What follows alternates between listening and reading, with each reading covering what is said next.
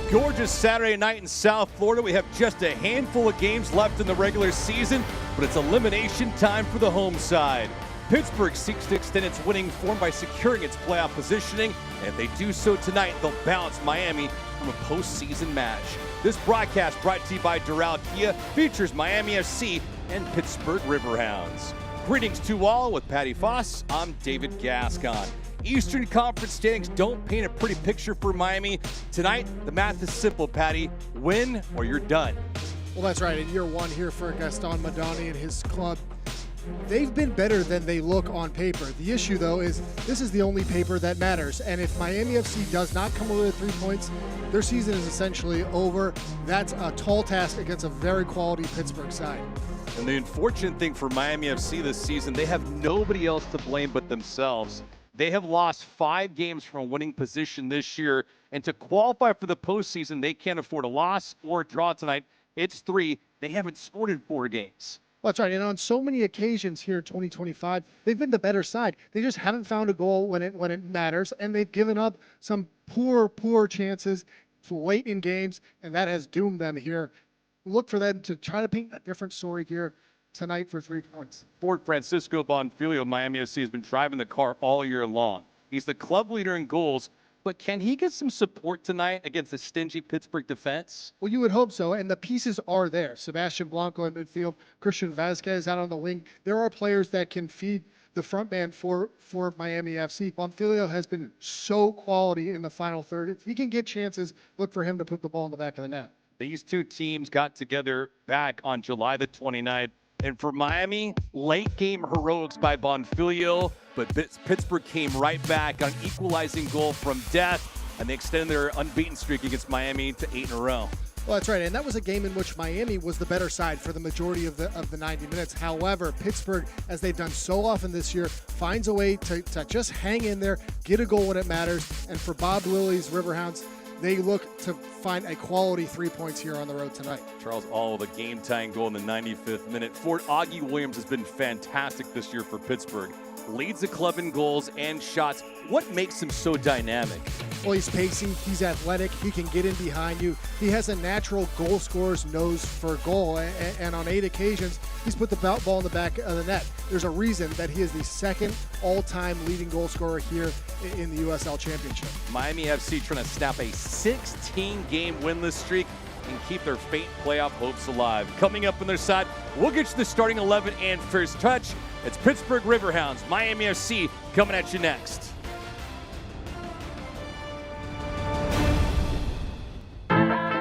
Some people think Miami is just flamingos and palm trees. And hell yes, we have badass sunsets.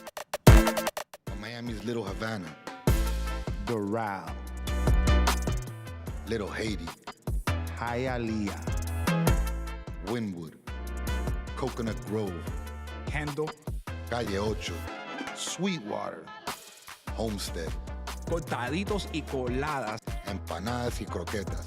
is so much more. This is the 305. This is who we really are. This is what we are all about. I am Latino. I'm a disruptor. I am LGBTQ. I am a villain. I am a mother. I am Haitian. I am an athlete. I am an activist. I am a king. I am American dream. I am the future. I am. I am Miami FC.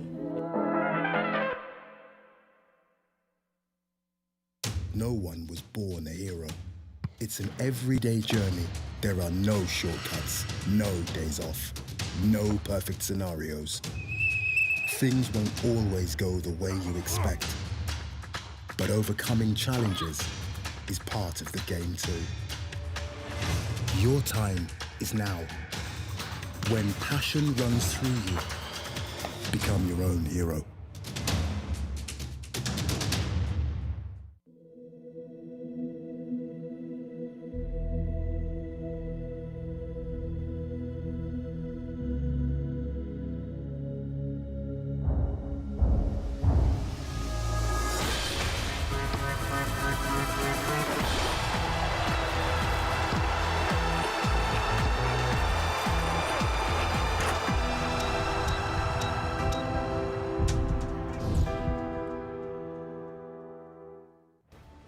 This portion of the broadcast is brought to you by Doral Kia. Drive for less, drive Doral. Bon Bon Boom, suck at something.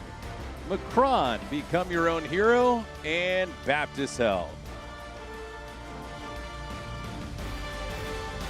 Live here back at Pitbull Stadium with Patty Foss. I'm David Gascon. Starting 11 for Miami FC is a 4-3-3. We look at the back line. Tulu's played in a couple games so far this year. He's been fantastic. Well, we've seen him in a few different spots. We've seen him at right back. Now he'll line up in that center of the back line here for Miami. Look for him to try to keep a very pacey Augie Williams at bay. Head coach Gaston Bedoya is going to use his starters for as long as he can go. On the other side, Pittsburgh Riverhounds, a 3-4-2-1 for head coach Bob Lilly. You look in between the sticks, Jacob Randolph, only his second appearance of the year. Well, that's right, and Randolph was fantastic last week against Las Vegas, found a shutout with 4 saves, taking over from a very, very experienced Dick in goal. So look for him to have a big performance again if Pittsburgh is going to be successful here tonight. In Pittsburgh, to your point too, Patty, they have 10 clean sheets on the year. That's second best when you look at USL Championship across the board. That's a staple of Bob Lilly teams as this contest is underway. Miami FC in their home kits tonight, the blue and the black, Pittsburgh Riverhounds and the white and yellow. Pittsburgh wins tonight. Miami FC is officially bounced from postseason contention. Miami, if they win tonight, they will snap a 16-game winless streak, and for all intents and purposes, they'll score their first goal in 5 bouts. Well, and this is not a team you want to go up against if you're starved for goals, because as you note, Bob Lilly's Riverhounds so organized. They don't give you a lot in the offensive third, but it's important here early on to see Miami if they are able to dictate the pace of play. They love to play through possession. They're going to try and play in between those Pittsburgh lines, and if they're going to create chances, that's where the success is going to come. If they can find players like Sebastian Blanco, like Christian Vasquez, can get them on the turn and run at a very stingy back line for Pittsburgh. And head coach Gaston Bedoya acknowledged it earlier this week when he was talking to us. His club has some frustration. He feels like they've been the better team. They played like it for long stretches, but they just have not had the results that they'd like to. Albeit the 5 wins this year are more than they had last year when they had 3, but that's not good enough here in Miami, a team that was thought to compete at least the bottom end of the postseason line, and right now they're on the outside looking in. One of the most interesting things about this Miami team is Madani might be right. They actually have been very unfortunate here throughout the year. They're a team that scored 22 goals near the bottom of the league, and yet when you look at their stats, at their expected goals, it's well over 30. And so you got to think that at some point, hopefully for this Miami club, the floodgates will open and they'll find the back of the net. Well, after tonight, they have 3 more games remaining. That's it for the regular season. But, Patty, when you come into a match like this, if you are a Miami player, how much pressure are you putting on yourself to get the job done? Williams with the quick touch over on the right-hand side. That drive blocked in the way through. This will set up a corner kick for the road team. Well, going back to your question, it's certainly in the back of your mind that you need 3 points to keep the season alive. It's still going to be a tremendously tough hill to climb to make the postseason. That being said, when we talked to Madoni this week, he was telling us that inside his locker room, there's still a lot of positivity and there's a lot of hunger within the group to get the results that they feel like they deserve. And so we'll look for that here early on. Are they able to convert that hunger into results? Sample will take this corner for the road team. Pretty good ball near the 6. That one headed away by Bonfilio. Sample will retrieve it, though. Sample playing in his 24th game of the season, making his 16th start of the year for Bob Lilly's troops. Has only scored 1 goal this year. No other helpers. Pittsburgh comes into this match not world beaters offensively. They've only scored 26 goals on the year, but they've only conceded 24. And that'll get it done, especially once you get deep into postseason matches. This one hits the end line. It goes right back to Miami. This portion of the broadcast brought to you by Doral Kia. Doral Kia is loaded with over 500 new Kia models in stock now. Test drive a new 25 Kia Sportage today. Doral Kia. Drive for less. Drive Doral. Temperatures at first touch tonight, 81 degrees, scattered clouds, humidity at 83%. Not a great night for ball, Patty, but at least for Miami, they still have some minutes left on the clock. There's been much worse. Pittsburgh, on the other hand, as Patty had mentioned, coming out the victory last week against Las Vegas. Augie Williams scored on the penalty early in that match, and they held on for the next 60 minutes. It was a 1-0 outcome. Clearly out shooting Las Vegas by a wide margin, too. It was 19-6. And that match, a little head scratcher, though, for Bob Lilly. The expected goals for was nearly 2.5, and they only had the 1 goal via the penalty. But the defense was sound and fundamental. Expected goals for Las Vegas was .46. Been a common theme for Las Vegas Lights. They've had problems all year scoring. Gone through some coaching changes. Not a serious threat to do anything in the Western Conference. Long ball here, moving out quickly on it, and pouncing on that is Randolph. Randolph from New Orleans, Louisiana. Second start of the year. The one game he played against Vegas, made 4 saves and pretty much it.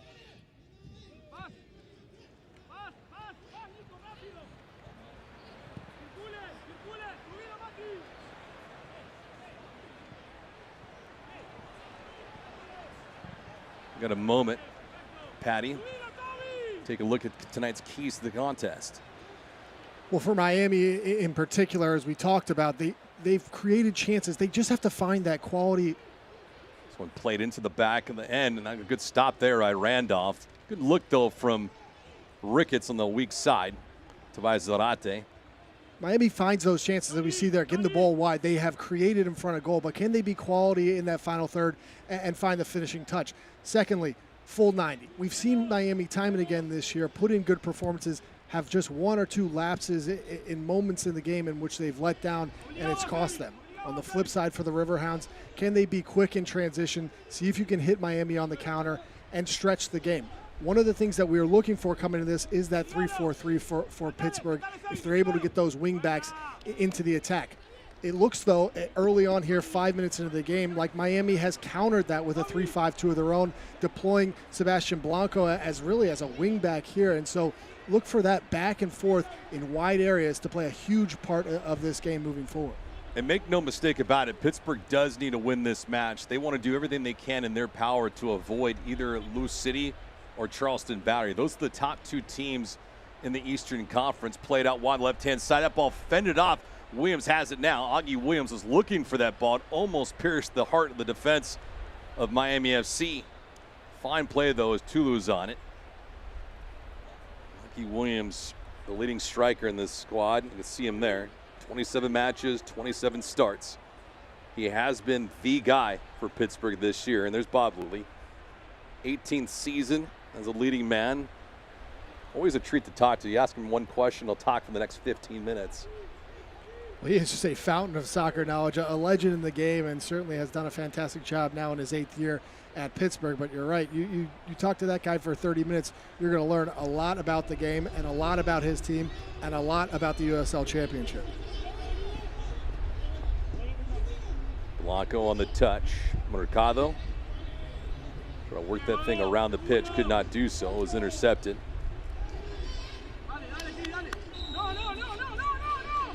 Indication here as it goes to Pittsburgh. That is the case.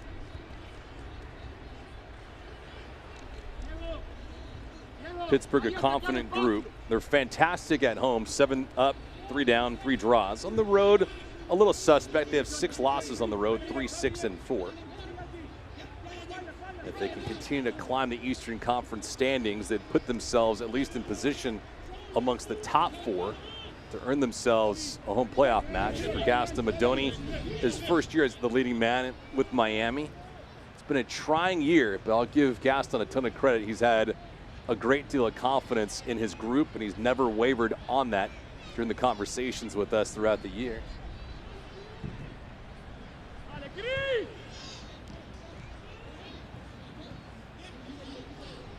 Jacqueson, who plays this back. Biasi.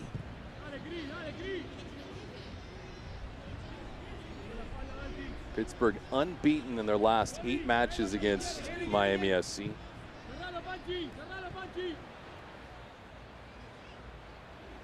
And this is even with Pittsburgh not having the greatest of years. But Miami has their challenges, not only scoring, but also defending. Charles All with the equalizer. 95th minute last time these two teams played back in July. For Miami, they're looking for a win. It'd be their first since June the 18th against Charleston. Top-ranked team that they defeated. It's a long list of clubs that they have beaten this year that have been high quality, but yet they still sit with only 5 victories and 15 losses across the board. 6 draws, and those draws have now added up. Unable to capture 3 points from a winning position. Teams that have pulled back against them have hindered Miami's pursuits to capturing a playoff spot. This drive from well out just screams wide at Campisi. Campisi did have a beat on it, but a fine drive there. It just sails up and away from All. Well, it's a really good build here from Pittsburgh, showing a lot of patience. We've seen Miami dropping deep. Here, All just takes it on that right foot, hits a really good ball, just can't quite find that upper corner. But a good start from Pittsburgh here in the opening 10 minutes, showing a lot of patience in midfield, working the ball side to side, and finally finding a chance. How different is it for a team that plays in the Northeast to come to South Florida and play? Well, it's certainly coming from Pittsburgh into South Florida. That humidity is going to hit you like a freight train, and so something to watch, especially as this game goes on and on. You know, you start this game, first 10 minutes, you're going to have some adrenaline, you're going to find the energy. You should ask them again at 80 minutes, though, because if they can't keep the ball and knock it around and force Miami to chase, it could be a physically taxing match here at Pitbull Stadium. Miami on the move here, looking for the game's first marker. Bonfilio inside the 18.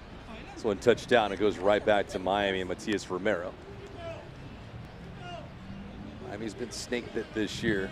Bonfilio, double-digit goals this year, but nobody even close to his output.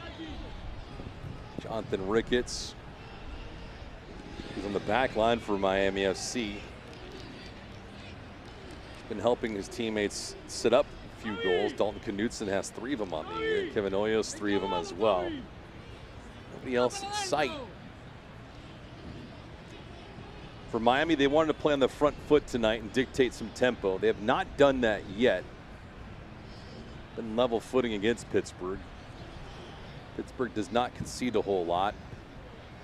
And the one element to their game in Bob Lilly is they don't give games away. Knutson. Mercado here. Mercado was missing in action the tail end of July and August because of a hamstring injury. The outside, and Ricketts, no chance for him. That ball ran a little bit too long. And you can see the organization from the Riverhounds even early here. When they're not on the ball, they're dropping into a back 5 and forcing Miami to play in front of them and beat them from distance. Now, if you're Miami, can you show the patience? We know they have quality in midfield through players like Sebastian Blanco, Matias Romero, but you have to be able to be patient on the ball, wait for your time to find that slip, to find a ball wide, and see if you can create a chance on frame. Williams trying to elevate and goes right to Ricketts.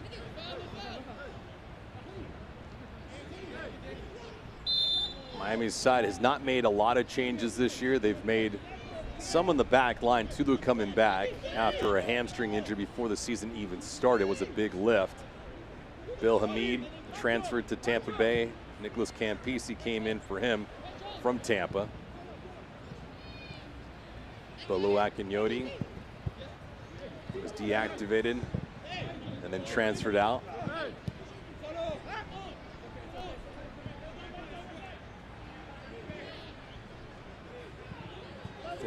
Minute. Only one shot in this game for Pittsburgh from Charles All was not on target. Miami had to put one on frame against Randolph. Blanco, slow delivery for Romero. He had to wait for it.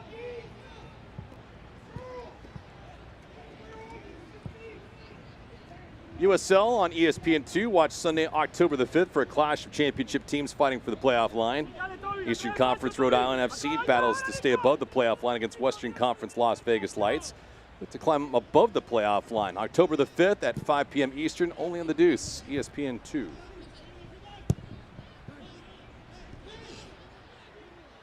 '14th minute. Miami knows what's at stake tonight. They need 3 points, otherwise they will not qualify for the postseason. They did not last year, only having 3 wins on the campaign, and they were tied for the 8th and final playoff spot 2 years ago with Detroit, but they got beat because of tiebreakers. They were eliminated on the last day of the regular season when they got beat at Sacramento.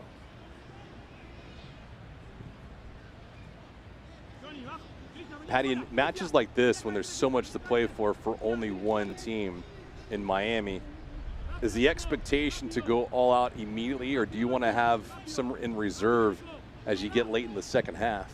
I think it's the latter. If you're Miami, at least you can't go out and go full bore from the start. That's not their identity, and that's not who they've been all year. You have to be able to come in and impose the way that you want to play. The first 5-10 minutes, we saw Pittsburgh with a lot of the ball. Now we've seen Miami settle in a bit. They're enjoying a lot of possession. Now can you find ways to break down Pittsburgh? On the flip side, though, I would argue that Pittsburgh needs 3 points here as well. This is a very winnable game, and as they look to try and get a home field advantage in the playoffs, let alone just being in the top 8. Good ball here on the right-hand side. The angle, not very prosperous for Zarate. See him run out, but could not get to that ball in time. Blanco had the right idea, but it's a goal kick. Just to finish that thought, I would think Pittsburgh will start to go forward as this game ticks on as well. And I would think if we get into the second half still in a deadlock, you're going to see both teams trying to go for the win. This is a tie really doesn't help either one. And really, that man right there is going to want to take 3 points on the road. Augie Williams pretty flamboyant towards his bench. It's one guy that does not take any plays off for Pittsburgh. A guy that can go wire to wire. It's a loaded deck in USL Championship tonight. At the break, we'll have stats and highlights. We'll also take a look at the out-of-town scoreboard. That foul's going to go against Tulu, and he does not like the infraction against him. Well, we told you from the start of the show that this is a matchup to watch. Those are 2 very physically imposing players in Augie Williams and Tulu, and that's going to be one that they are going to clash all night long. It's been fun to watch thus far, and you got to hope for the next 74 minutes we're going to see more of that. Drew Klemp, our lead official tonight. He'll be racing up and down the sidelines. It's one thing that Gaston Madoni acknowledged to us a few days ago was some of the questionable calls against his team throughout the year. And it hasn't been on one instance or two, but he felt last week the tough 1-0 loss to North Carolina, Bonfiglio not having a goal count, just things that have not gone in his favor. To the back post they go. Knutson able to elevate. Possession stays with Pittsburgh, though. You will hear a lot about referees not doing what a coach wants. But in this case, however, Madoni definitely has a point, and Miami certainly did not deserve to have one called back last week against North Carolina. But that's the way the cookie crumbles. Absolutely. Williams again searching for it. This one screams wide of the cage. Typically, and I say typically, things even out by the end of the year. But if it were to even out for Miami, it would be a colossal onslaught of goals over the next 3+ games. Yeah, and I don't know that it's even possible to even out. You would think it's pretty lopsided, especially when we were talking earlier about the expected goals of this club versus the actual goals. I mean, they would have to be putting the ball in the back of the net at an absurd rate. But, again, you're going to get unlucky breaks in this game, and hopefully that comes back around. Bonfiglio races for it, retrieves it. Miami trying to get anybody on the board, let alone Bonfiglio. His 13 goals, second best in USL Championship. But when he doesn't score, neither does the team. The well is run dry. Scoreless in the last 4 matches leading into tonight's affair. Goal differential is at -18 for the side. Ricketts running out of real estate. Pinched into that corner and can't get away. Biasi with a fine steal. Possession stays with Pittsburgh.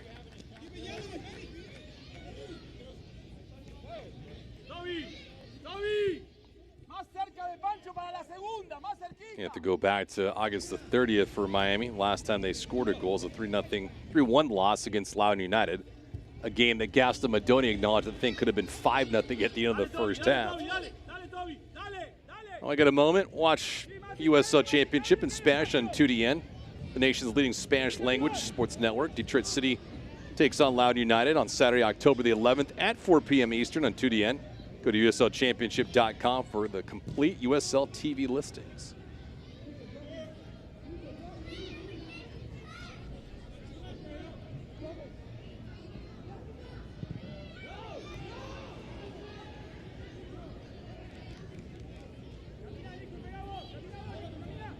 No real threats on either side yet. Shots are 4-0 in favor of Pittsburgh, but nothing's been on target. In fact, nothing has been remotely close. Charles All's attempt is about 5 feet over the crossbar. Possession favoring Miami, 65% to 35. And of course, the folks that made their way down from the Steel City. It's about a 2-hour, 18-minute flight down here to Miami. Could be vacation for some. It's a pretty specific flight. Yeah, I've done it a couple times. Yeah, 18, not 17. It's 2 hour, 18 minutes. I'm one of those guys that takes a look at the watch and listens to the captain every time he says how long the flight time Big is. flight tracker guy. Yeah, guilty as charged. FlightAware.com. 21st minute, some free advertising. Campisi has been on alert. A free kick here just outside the 18. Etu was taken out. Back to his toes, though, and prime scoring opportunity here for Pittsburgh.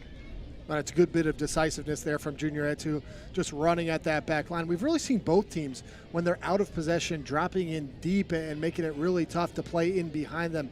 So you get the sense that if this game is going to get broken open, it might come from a set piece. This one in a very dangerous spot. Where are you going with this ball? This one's got to be swung at that back post. You would hope, you would think that Charles All will be on top of this one. Try to whip it in with that right foot, just at the top of the 6, get it to bounce. If it doesn't get a touch, find the far post. But hopefully you find an on-rushing white shirt that can just nick one towards goal. Campisi directing some traffic in front of him. And fend this thing off from Charles All. All with 3 goals on the year in 18 matches leading into tonight's affair. Not seen a lot of work, only 850 minutes logged. Ripe old age of 22. He's a local guy from Winter Park, Florida. All good drive, but it's a line drive into the wall. First attempt blocked. Second crack, Biasi. Crossing attempt, the floater. All there, he scores! All day and all night for Charles All. Pittsburgh on the board, 1-0.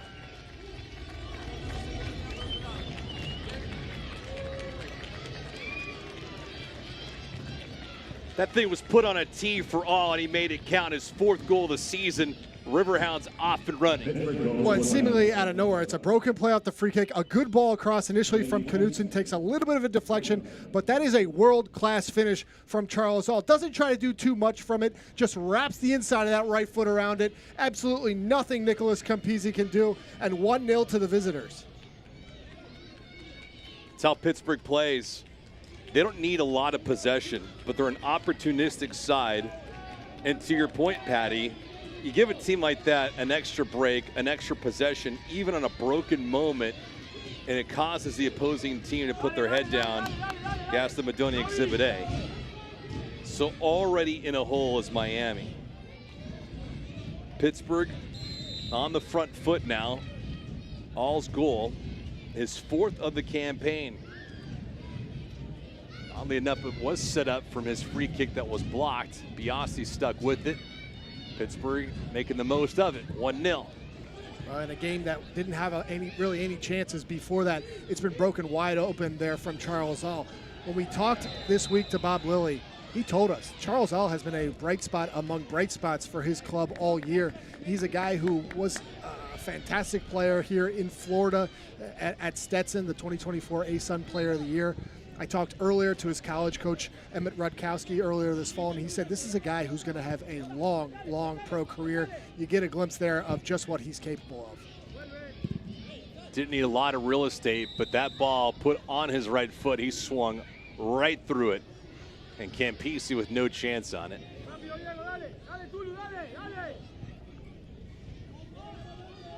And Patty, when you make your way from the collegiate level to the pros, it's like anything else, right? When you're in elementary school, then you get to the high school level, it's the speed. Then you get to from a high school to the collegiate level, it's the speed that really gets to you. How long does it take for a player to become a professional, to get acclimated to this level of intensity? Well, it depends on the player, certainly, but for a guy like Charles All, it's doubly impressive because while Stetson has been a very quality program here in Florida, and the ASUN is not a league to take for granted, you know, it's not one of the preeminent soccer conferences in Division I, and yet All has made that switch almost immediately. He looks the part from day one, and he's been quality for this Riverhounds team.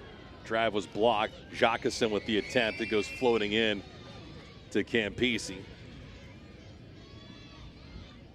He does have the added benefit, though, of going to Pittsburgh. It's a club with a lot of stability, a quality head coach, and so you can afford to make a few mistakes because you know you have support around you. It's also a club that is used to developing players out of college. You know, we don't see that with every club. Miami, a good example, that hasn't really played a ton of players who have college experience. Pittsburgh, a team that's starting 8 players who played collegiate soccer. And so Bob Lilly knows the formula, and he knows how to develop players straight out of the college game. All is just a shining example of how to do it best. Ricketts here helping win that corner. So for Miami, they'll take it here. Sebastian Blanco on the delivering side. Pittsburgh last year, 12 victories, 10 losses, 12 draws. Very good team, not a great club.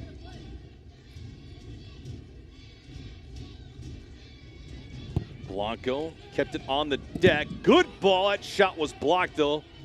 Looked like it was Vasquez on the strike. Good idea by Blanco. It's the first time Miami has taken a look at target. Ooh, it's a harsh foul here. Idrak with the infraction.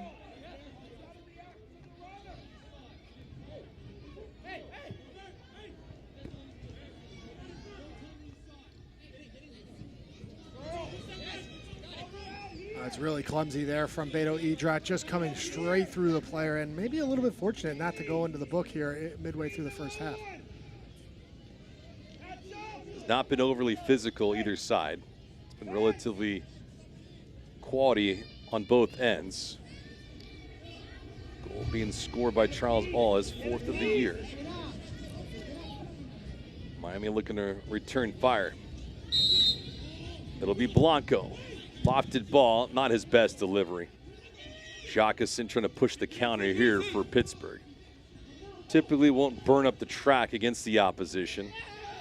Jacqueson, a little bit of retaliation. And it's our first booking of the night as Cardona, who was just warned a couple minutes ago, now is going to be stuck playing on caution the rest of the night.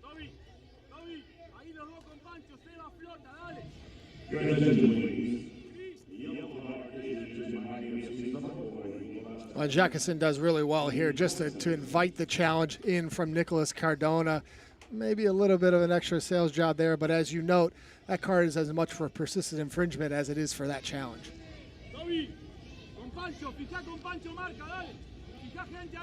Cardona did not start the year with Miami FC.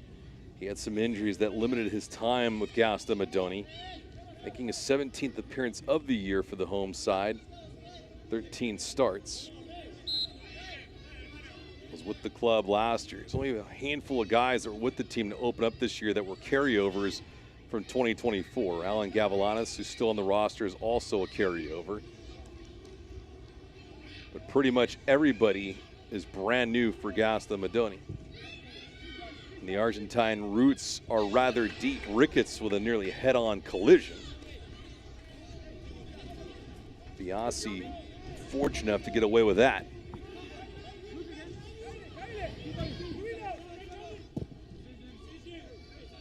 Match got underway with not a lot of drama, and then a busted play. Charles All was able to convert his 4th goal of the season just a few minutes ago. Pittsburgh looking for an extension on it. Miami trying to counter quickly. because they have a bunch of elements going against them tonight. One, they're down a goal, 1-0. Two, they need 3 points. So they not only need a goal here now, but they need 2 of them. They need to play clean the rest of the night. And they also need to do a little bit of scoreboard watching as well, because that's the other beast with all this. Miami FC does not control their destiny. They don't hold a lot of tiebreakers against other clubs around USL Championship. Indy 11 is the final team in the Eastern Conference standings. Below them, Rhode Island, Tampa, Birmingham, and then Miami. Yes, they've made some changes this year. There's a performance upgrade. Griffin pushes this over on the left-hand side. Oh, sweet move, the crossing attempt. Campisi's there.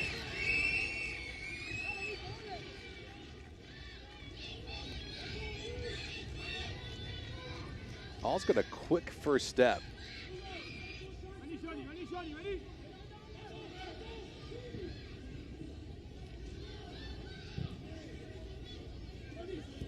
Pittsburgh in a position not only to cement themselves into a playoff spot, but if they win tonight and get a Rhode Island loss to Las Vegas, and they will clinch a playoff bid no matter what. Bob Lilly's not looking for just a playoff spot. He wants his team to play about as good as they can to wrap up this season. They won 3 of their last 4 matches. And Patty, in a long season like this, is that all you're hoping for if you're a team like this amongst the top 8 in the East? Play your best ball now as opposed to maybe being a loose city where you're beating everybody week in and week out? I mean, I'd rather beat everybody week in and week out, but I think that you can really only hope for perhaps top 4. Yeah. Home field advantage going into the playoffs. Although I will say that this Pittsburgh team, and you've seen it again through the first half hour here, is not a team I would want to play in the playoffs because they're so organized, they know their identity so well, and they're capable of putting balls in the back of the net at quality times. We've already seen that here tonight. Augie Williams with a crossing attempt, almost redirected in by Tulu, but a good stop by Campisi. It does set up a corner here for Pittsburgh. It's a thought between 2 modes of operation. Clubs like Lou City and Charleston, which are riding sky high, and sooner or later people think they're going to fall from the graces of where they're at the top of the mountain. And then other clubs you look at that aren't good to begin the year, they get red hot to close out the season. This corner from Pittsburgh played through, volleyed around, a left-footed drive was blocked. Knutson, who heads it away. Possession not kept though by Miami, and Tulu's fortunate up there not to pick up a yellow card. No reason to punt that thing into the stands. Yeah, it's absolutely bizarre from Tulu there. It just doesn't make a ton of sense. And you see our center official, Drew Klemp, coming to the Israeli International and just saying, well, it's so unnecessary and not at one you want to get a yellow card for, especially playing at that center back spot. I don't think if it's in the 80th minute and you're frustrated and you're getting blown out, but it's not the case here. Mercado trying to escalate. This one, the top of the box. Knutson got in front of it. Almost looked like an illegal touch. We'll check it out on a replay.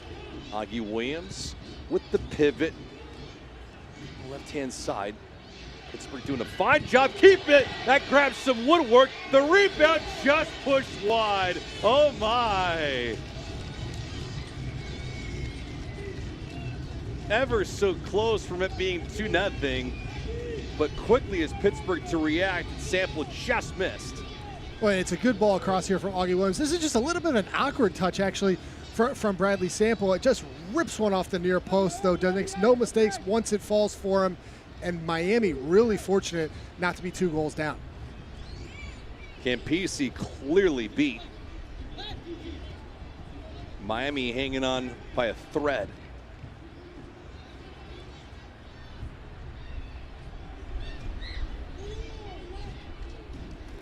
Seven shots to 1 right now in favor of Pittsburgh.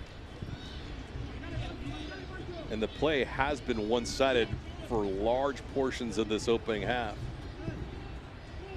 We'll have stats, we'll have highlights, some news and notes around USL Championship at the conclusion of this first half.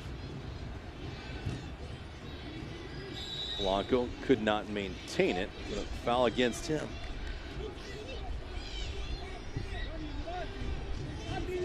With the way that Pittsburgh is so structured, Patty, what can Miami do to get them a little unorganized? Well, they've got to find some pockets of space in midfield, really. And as you watch this game, when Miami has the ball, the midfield is too stagnant. They have to be able to find the feet of players like Sebastian Blanco, Christian Vasquez, Matias Romero, because they do have quality and they are technical in that midfield. But as of now, those guys are ghosts.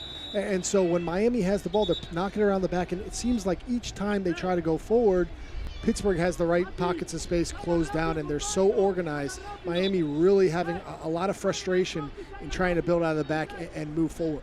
When things are stagnant in the middle of the park like this, as Jacqueline gets a quick lecture from our lead official, who's it incumbent upon to move the ball around? The guy with the ball or the players that want possession? Certainly both, but I think it's, in this case, it's more about the guys without the ball. There's just not a lot of movement within that midfield three of Miami. And so the center backs, when they get on the ball, they're picking their head up and there just aren't options. Now, because they've been pinned back here for the better part of this first half, you got to think about going maybe a little bit more direct. If you can't break the lines, can you go over the top early on?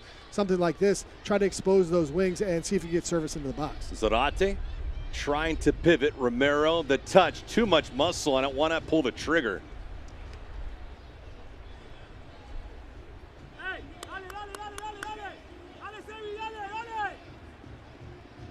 Oh, we have a moment. Select is proud to be the official match ball supplier of the USL Championship. From the Academy to the big leagues, Select is there every step of the way. Visit us.select-sport.com for the latest Select products, specials, and more. Select, the player's choice. 36th minute. Pittsburgh, 10 shots. Miami, 1. And that one shot hasn't even been on goal.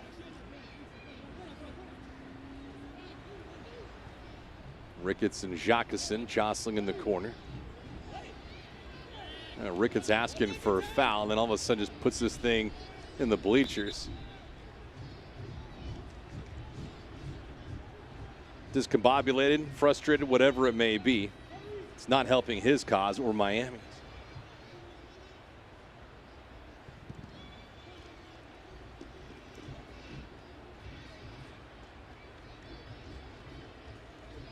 Pittsburgh wins tonight, gets a Rhode Island loss. They qualify for the playoffs. Miami loses or draws, they will not qualify for the playoffs. And they have 3 games left in the regular season after this. The journey was not going to be easy for them regardless of what happens here tonight. And hypothetically speaking, if Miami, let's just say, runs the table and they win 4 in a row, that give them the 12 points that they need, but that only pushes them up to 33 points in the Eastern Conference. To give you a perspective, Indy 11 right now has 33 points. Sample, good ball, headed away. Miami on it, but not controlled. Sample again tries to glide this through. Griffin had it once, the second tap on it. Tulu is there. This foul is going to go against Blanco. Pittsburgh will maintain possession. Patty, it almost looks like even when Pittsburgh's in the attacking third, they're not having much resistance. It's been comfortable for them. It looks enormously comfortable, and that's a perfect word to use. They just have time on the ball. It feels like they're almost playing in slow motion. It's the exact opposite for Miami, though. It's frenetic every time they win the ball. They feel rushed, and they're not able to build out through possession. We know Miami has quality, technically speaking, in their individuals. They just haven't found that rhythm at all here through the first almost 40 minutes of this game. And if they're going to climb back into this one, they got to stop chasing the ball.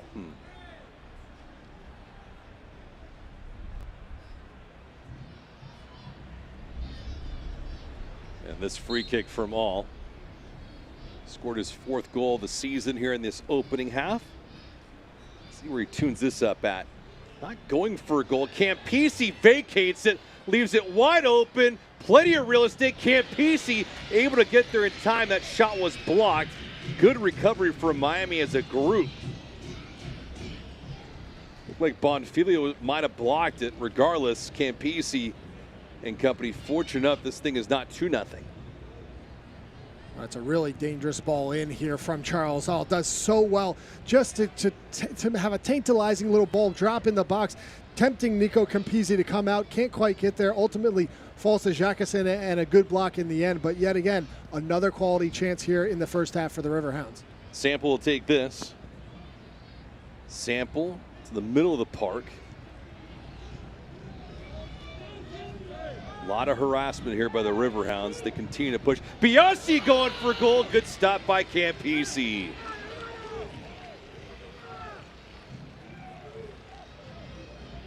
They waste no time, and they're quick to punch. Well, Miami just hoping to get to the locker room down 1-0 at this point. Biasi does so well just to push this one out in front of and absolutely smokes one with his right foot. That is a tremendous save in the end from Nicolas Campisi to keep this at 1-0. If ever there's a team that needs a hydration break, it is Miami right now. They're on their heels. They're chasing. They're down. And they're underwater. Hidrach. The header was missed by a Pittsburgh player, and then it was headed over the net of Campisi. It'll be a do-over here for Pittsburgh on this set piece. You and I were talking early in the show about what's the weather going to do to Pittsburgh. How are they going to acclimate to the heat and the humidity? They've had the ball the entire first half, and you look at Miami, they look gassed. They look just hoping to get to that halftime and see if they can hit the reset button. So as good a 40 minutes as you could ever expect if you're Bob Lilly and his staff. No sense of panic from Pittsburgh, too. They didn't have it early on, at least possession-wise. They've grown nicely into this match. Got a goal, confidence grew. This one played in the header, volleyed away, nicely done by Campisi with the right paw.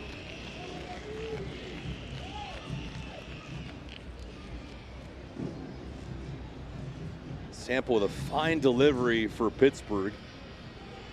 Pittsburgh getting second and third chance opportunities here. Sample, a third crack at it, locked it up. Knutson, Augie Williams, not this time. Well, everyone else is going for goal. Why not Augie? Augie's the one guy we thought would be in the back of the net, and we haven't called his name a lot because his supporting cast has been so quality, and it seems like just chance after chance after chance for Pittsburgh in the waning moments of this half. It's a luxury for Bob Lilly if he can get complementary pieces that support Augie Williams. That won't allow teams to mark and double mark Augie once the postseason hits. When you look at clubs throughout USL Championship, it doesn't matter where you're at, Western or Eastern Conference, but you get a club like Charleston Battery with Cal Jennings, or Miami FC with Francisco Bonfiglio, Abdulatif Albacora with Loudoun United. Those are guys that are pretty much the one-man army of those teams. And if you shut down their leading striker, the club's pretty much on life support. Well, to an extent, for large portions of this year, Augie Williams has been that for Pittsburgh. But now you're starting to see the supporting cast step up, and guys like Charles Hall just growing into this season, now healthy again and showing what he's made of. Certainly, Bertrand Jacqueline is quality in that attacking third. And so, again, if this is the Pittsburgh team that we've seen tonight, if we see them to finish this year and going into the playoffs, this is a team that is capable of making a very deep run here at the end of the season. Lou City will certainly have something to say about that. They have been dynamite this season with the one loss on their record, but a relatively clean resume. Miami trying to pursue this with Bonfiglio. Bonfiglio can fire with his left. It was blocked. Ricketts. A maneuver blocked. Second crack won't come his way, but Miami holds possession here in the attacking third.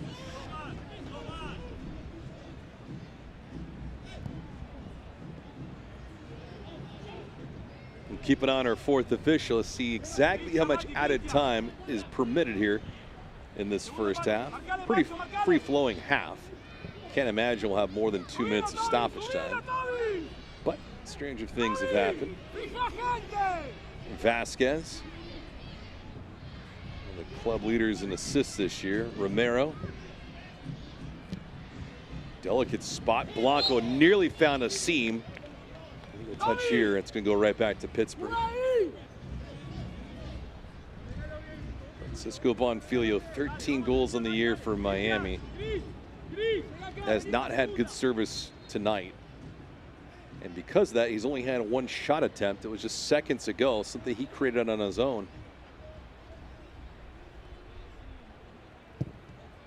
He gets glowing remarks, though, from the head coaches around USL Championship for a guy that's not freeloading on opportunities, not getting fat on penalties. He's earned himself the 13 goals, and he's done it a bunch of different ways. Well, he can beat you a bunch of different ways. I mean, he can get in behind. He's good in and around the 6-yard box. He's good in the air. And time and again, you know, when you look at this Miami team, there's not a lot of ways that they have beaten teams. Can they beat teams in different ways? I think so, but they haven't. And yet Bonfiglio continues to score at a tremendous clip. And when you talk to the coaches around the league, as you note, they circle, they star. He takes 1, 2, 3 defenders on, and yet he continues to put the ball in the back of the net. Mercado here.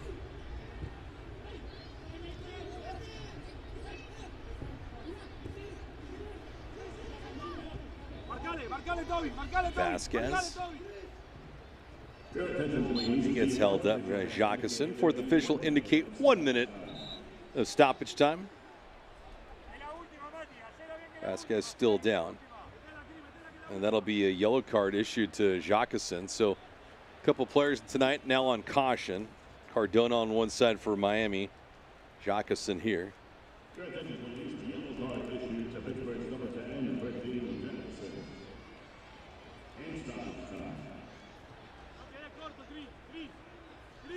Not a great foul for Jacqueson to commit, especially this late in the first half.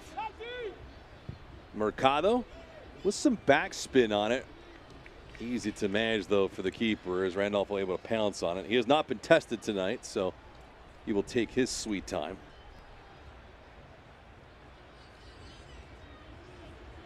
Danny Griffin have a quick conversation with our lead official, Drew Klemp. Opening half comes to a close. Fells a dry off, but all in all, Pittsburgh with the 1-0 lead. Patty, your thoughts through 45?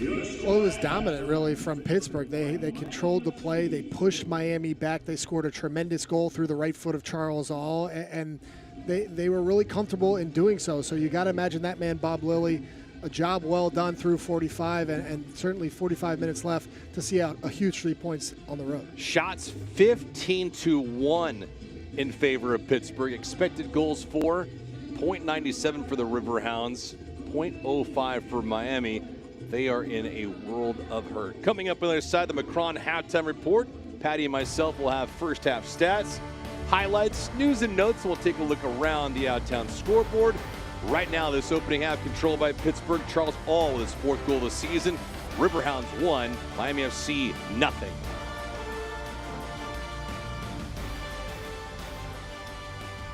The Magic City, sparked by Julia Tuttle's vision and Henry Flagler's railroad expansion. What was once swampland, transformed into a booming city. This is 1896.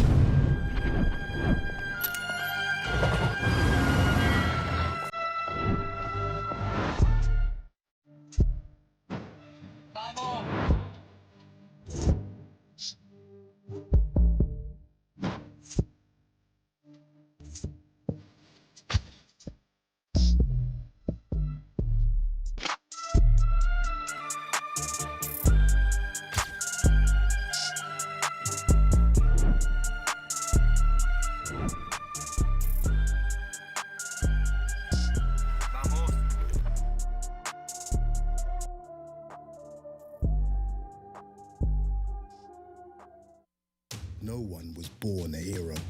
It's an everyday journey. There are no shortcuts, no days off, no perfect scenarios. Things won't always go the way you expect. But overcoming challenges is part of the game too. Your time is now. When passion runs through you, Become your own hero.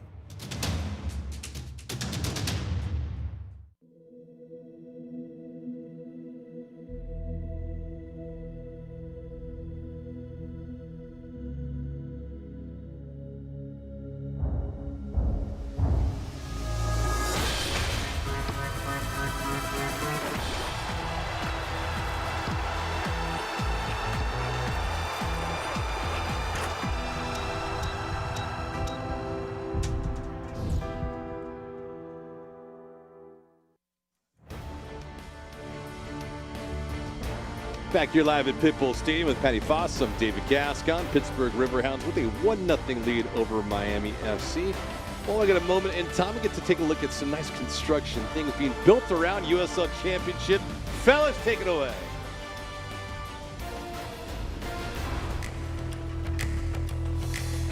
In the USL, shovels in the ground mean as much as scoring goals.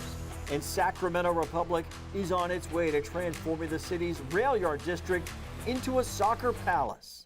The same is happening in the Motor City, with Detroit City's new home clearing way for stadium construction.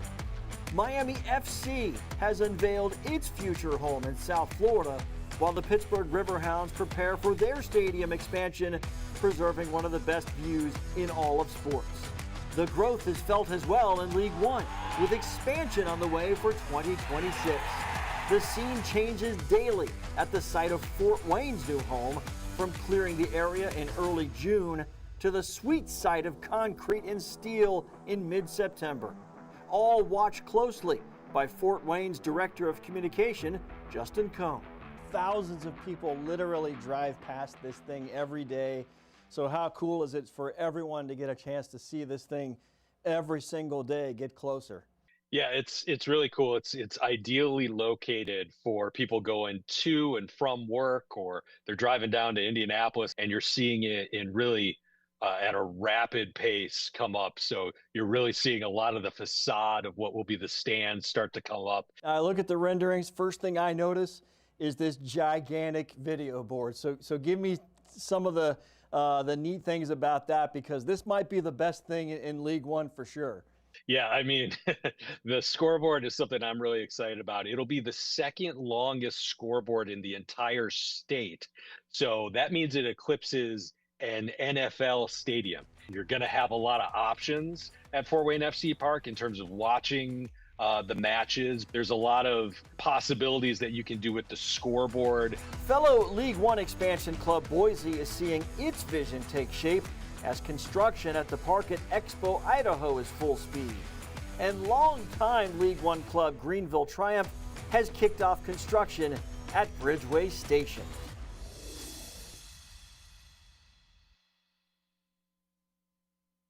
It's great to win against an MLS team, but we'll do that any Wednesday, any Saturday. It's our house. No one comes into our house and beats us. If you're against us, it's not going to be good for you. But if you're with us, it's the greatest day you ever had. The Kings of Chaos strike again. They create such a loud environment, flags waving, chants. When the team plays, it's like we're going into battle with them. It's always sort of that New Mexico underdog story just waiting to happen. This week on USL All Access, we get ready for the Jägermeister Cup final by talking to both Hartford and Sacramento about some of the greatest runs in the league right now. President and General Manager Todd Donovan from Sacramento Republic talks their sustainability while rebuilding the roster with first-year head coach Neil Collins. How about Hartford Athletic? Beautiful run to the final, and how Anthony Siaha, his best statistical year for his career, helped get him there. Tuesday nights, SiriusXM FC, and the next day on the USL YouTube page. ¡Se cantó!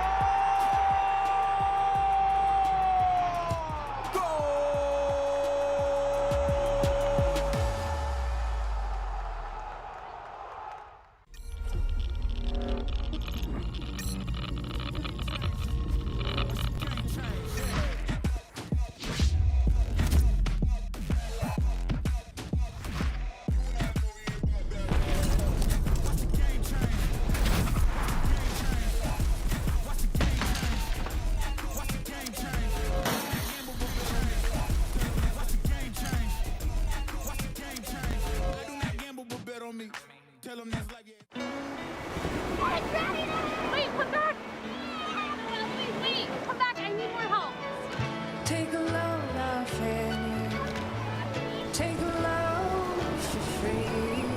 went to the beach, and it was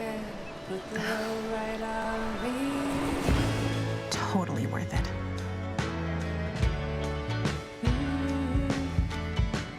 Get double points this fall at Best Western.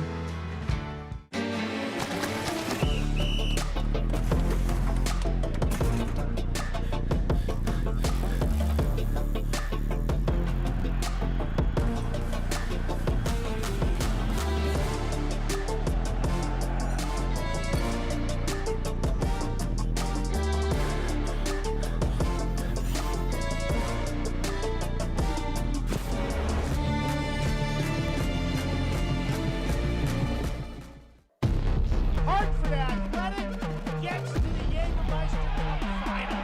Sacramento sweep the penalties. Sac Republic make another indomitable run to a cup final.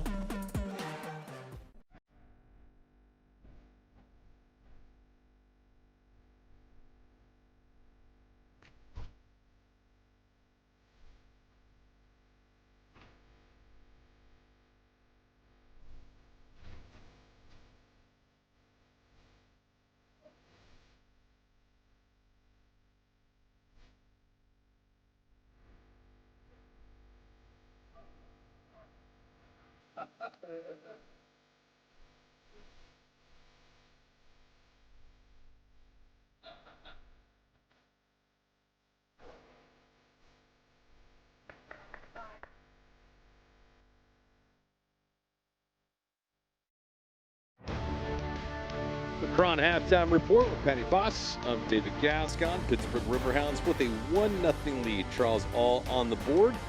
Miami FC has not even sniffed target just yet. And the folks that made their way down from Pennsylvania are down here in South Florida enjoying the scene right now. Patty, as we take a look around USL Championship, the news and notes of what we got. Lou City Shantosh recorded his 296th league appearance. It's a new benchmark after breaking Canoa Forbes' record. But also looking at the guy in the middle, Augie Williams continues to pump in the goals. You talked about him to open up this broadcast. Quite a career for Augie Williams.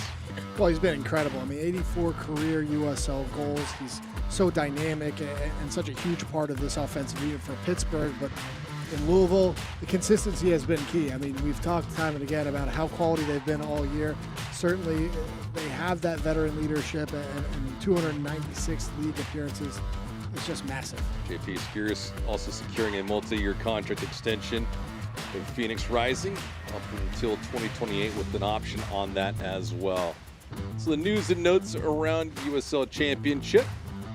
Turn the page on all of this. So we get to take a look also at the out-of-town scoreboard as well in USL Championship because it's a busy day and also a busy night.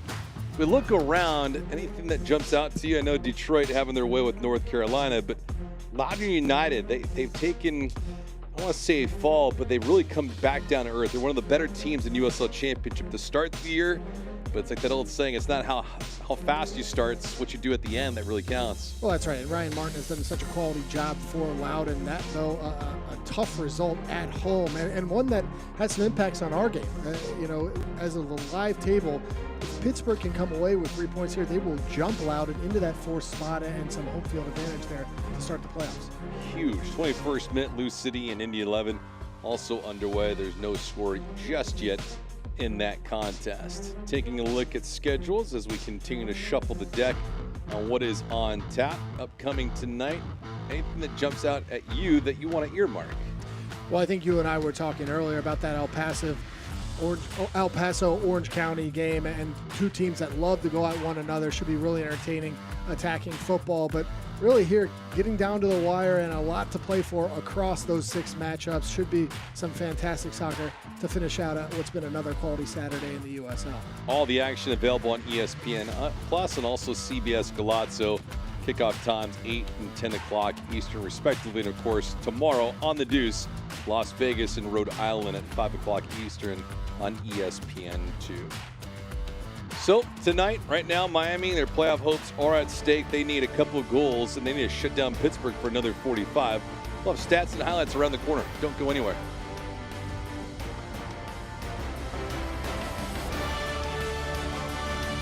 It's a magic city, sparked by Julia Tuttle's vision and Henry Flagler's railroad expansion. What was once swampland, transformed into a booming city. This is 1896.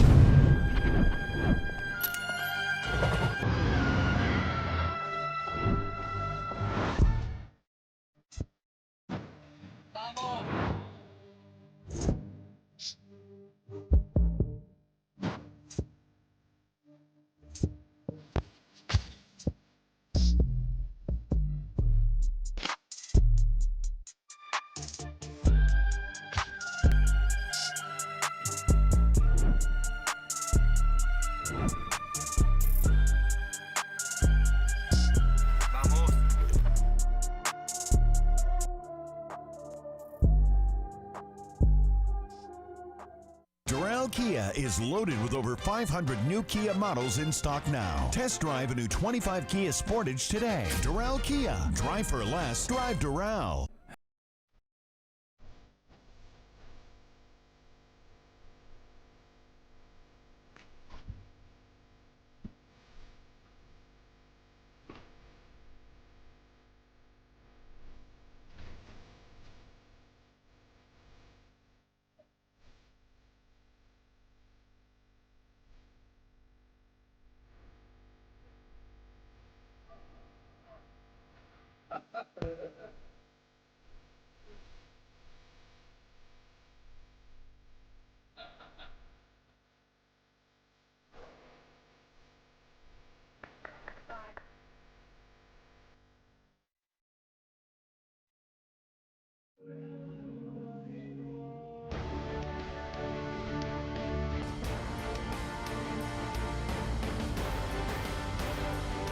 This portion of the broadcast is brought to you by Macron, become your own hero. Bon Bon Boom, suck at something. Baptist Health and Doral Kia. Drive for less, drive Doral. Take a look at the first half highlights from this thing, Patty. It was all Pittsburgh in the first 45. They got off to a great start and did not look back. Well, it was one-way traffic for 45 minutes, and that man, Charles Hall, was so good to start the match. Of course, he would again find the opening goal of this one here in the 22nd minute. Just good ball in here initially across from Dalton Knutson, and then makes no mistake. The rookie just with a right-footed screamer to that back post. Absolutely nothing Nico Campisi can do. For Charles Hall, his fourth goal of the season. 33rd minute, they almost found their second goal here. Again, it's a ball from the right side. Just kind of falls fortunately here to Bradley Sample, and he lets off a laser to that front post. That post doing Miami a little bit of favors, or this would be a 2-0 game. Yeah, Sample unable to get on the board. Campisi was active in the opening half. 15 shots for Pittsburgh, 1 for Miami. What does Pittsburgh need to do different, if anything? I'm not sure they do need to do anything differently, to be quite honest. They were organized, and they really dictated the pace of play. You can't drop deep and allow Miami to start to climb into this game. So if you're Bob Lilly, the message at halftime has to be continue to keep your foot on the gas pedal, push Miami back, see if you can find a second goal and salt this game away. So if you're Gaston Madoni, what do you have to do here? They're going to have to commit more numbers forward. They were too deep through 45 minutes. They were unable to build out of the back through possession, and so they're going to have to start to push that line of confrontation into the Pittsburgh half, see if you can start to create turnovers further up the field and start to be a little bit more direct, because the possession style, quite frankly, is not working against a very organized Riverhounds team. Here comes Miami, crossing midfield with Cardona. Miami loses tonight. It will be eliminated from postseason contention. Pittsburgh wins tonight and gets a Rhode Island loss. They will also qualify for the playoffs. They're in the driver's seat right now, but there's still time left on the clock, and so you don't want to assume anything.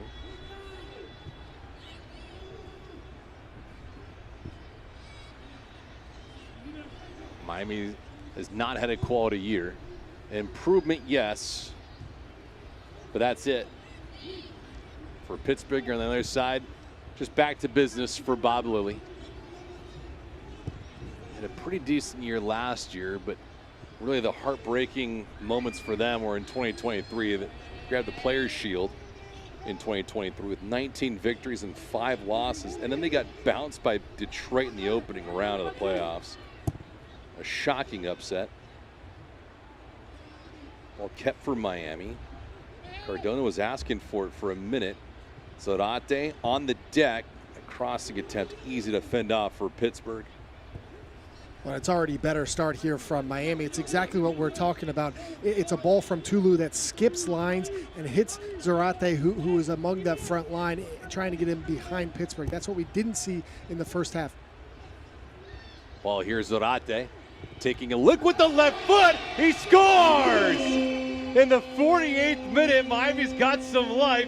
Their first goal in 5 matches, and it's 1-1. Well, we just finished saying Miami has to be a bit more direct here in the second 45. That's exactly what they are. This is the second time we've seen a ball in behind trying to test that back line of Pittsburgh into the feet of Tobias Zarate. He makes no mistake. He's got his mind on one thing, a great chop back to the left foot, and then powers one into that near post, beating an on-diving Jacob Randolph and equalizing this game. Game on. First goal of the season for Zarate, and it comes at a perfect time for Miami. They've been in a 4-game drought that snaps the skid. They're on the board, and they have some life. It's 1-1, so perfect way to start for Miami. But as you said, though, Patty, they must commit more because they're still not out of the woods yet. Well, you have to think that's going to give these Miami players some belief. Finally, a goal to celebrate. Yeah. It's been 6 weeks almost, and so now you're at home. You've leveled the game. You were outplayed for 45 minutes, and yet you've climbed right back into it with 40-plus minutes to play. Let's see if we can commit some more blue shirts forward, get a second goal, and perhaps keep your season alive. First shot on target tonight, and it finds the back of the net. Zarate, his first goal of the year. And for Miami, somebody else other than Francisco Bonfiglio gets on the score sheet. Huge. Miami still has some work to do. They need a victory tonight, capturing 3 points. The foul here at midfield with Jonathan Ricketts. Indy 11 right now is in 8th position with the 33 points. Rhode Island with 31. Miami needs a world of help to get into the postseason. As Biasi down, grabbing his ribs, lower shoulder, that rhomboid region. Yeah, that right arm is in some pain for Biasi. Gaston Madoni looking on. Trainer hasn't come out yet. The medical staff not coming out to attend to Biasi. And now he's just walking off like nothing was wrong with him. So Biasi's all good. Well, we have a moment in this portion of the broadcast brought to you by Doral Kia. Doral Kia is loaded with over 500 new Kia models in stock now. Test drive a new 25 Kia Sportage today. Doral Kia. Drive for less. Drive Doral. Back to work. Pittsburgh trying to play out in front again. This one trying to go towards the short side of the post. Campisi able to jump on it.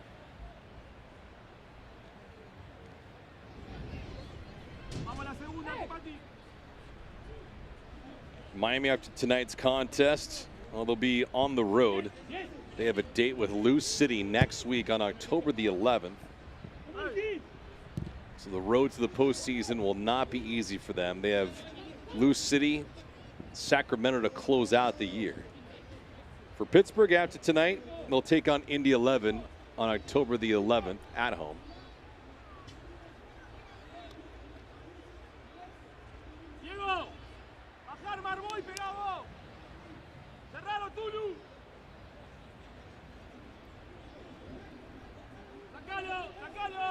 So Miami trying to win here tonight, get some help around USL Championship in the Eastern Conference. Rhode Island tomorrow against Las Vegas. Rhode Island wins tomorrow. Regardless of what Miami does, Miami will be eliminated too.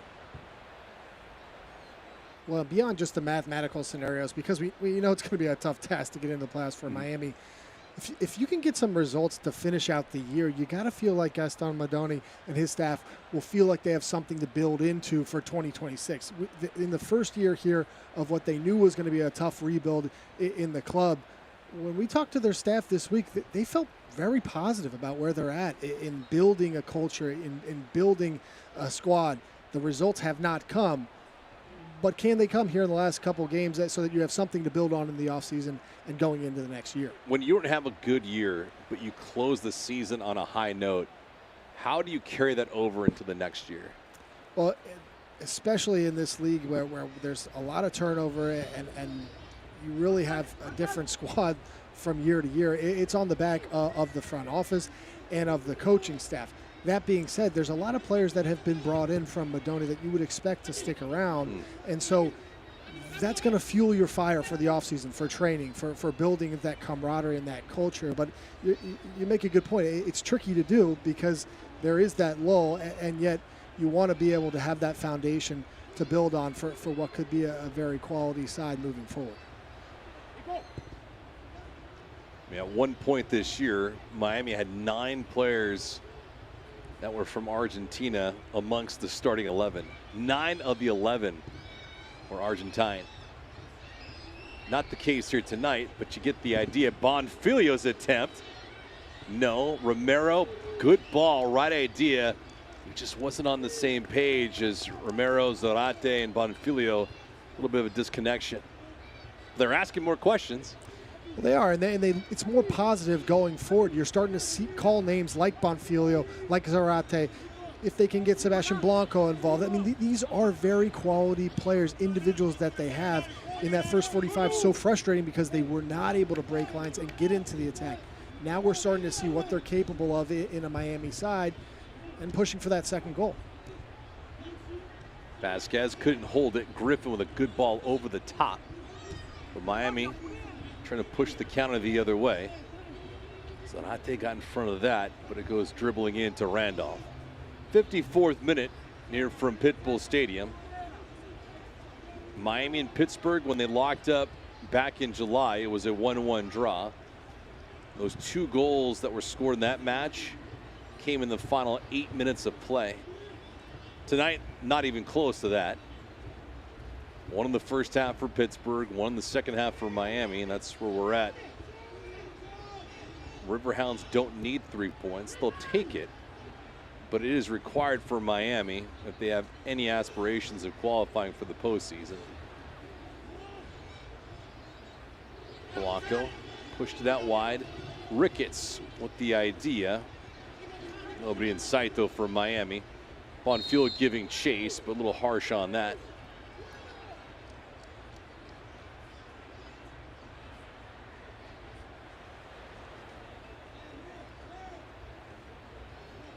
Junior Aithu took exception to Bonfilio's physicality. No malice behind it. Patty, oftentimes coaches talk about games that are played in 15 increment blocks. So in a situation like this where Miami is in, they got one back early in this second half. But how do you position this if you're Gaston Madoni? You've gone wire to wire so far with your starting 11. At what point do you give someone a break and bring in fresh legs? I think you want to start looking around the hour mark. And of course, that's 5 minutes away. So likely Madoni's starting to think about those changes. Can you insert some energy really? In this case, I would say perhaps in the midfield as you see a good ball in behind looking for Augie Williams. But if he can jumpstart his midfield and perhaps provide some fresh legs in the center of the park, you get the sense now this game has opened up a bit in the second half, and there might be an opportunity to run at Pittsburgh in gaps like this. Yeah, wide open real estate for Blanco. Blanco pushes it over the left-hand side. Zarate will have to race to it. Has it. The flip back to Blanco. Zarate was the intended recipient, but not a quality ball. Cardona, though, has it. Romero looking for a pocket. Zarate wanting a brace. Sneaky. Blanco, no. A couple attackers for Miami thinking it went off a Pittsburgh player. That was not the exact kind of location that Blanco wanted to put that ball in. But regardless, Miami's on the move.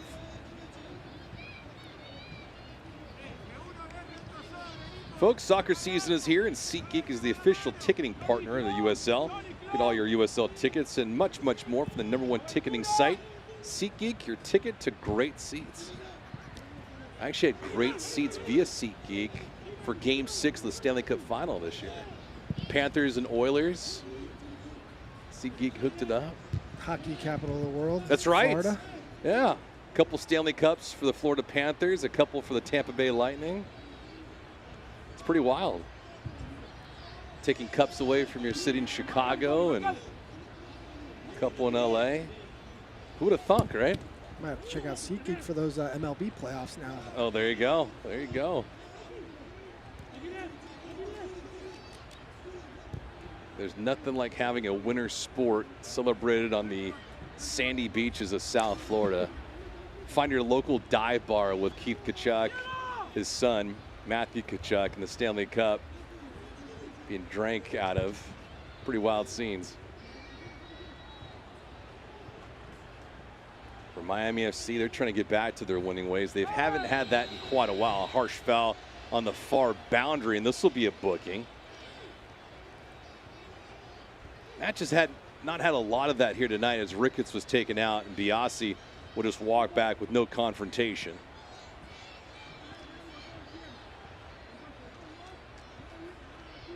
Well, it's another just really silly, unnecessary foul and card to take there from Biasi. A player that's 50 yards from goal is back to the attacking and yet just clips him, and certainly deserving of going into Drew Klump's book here.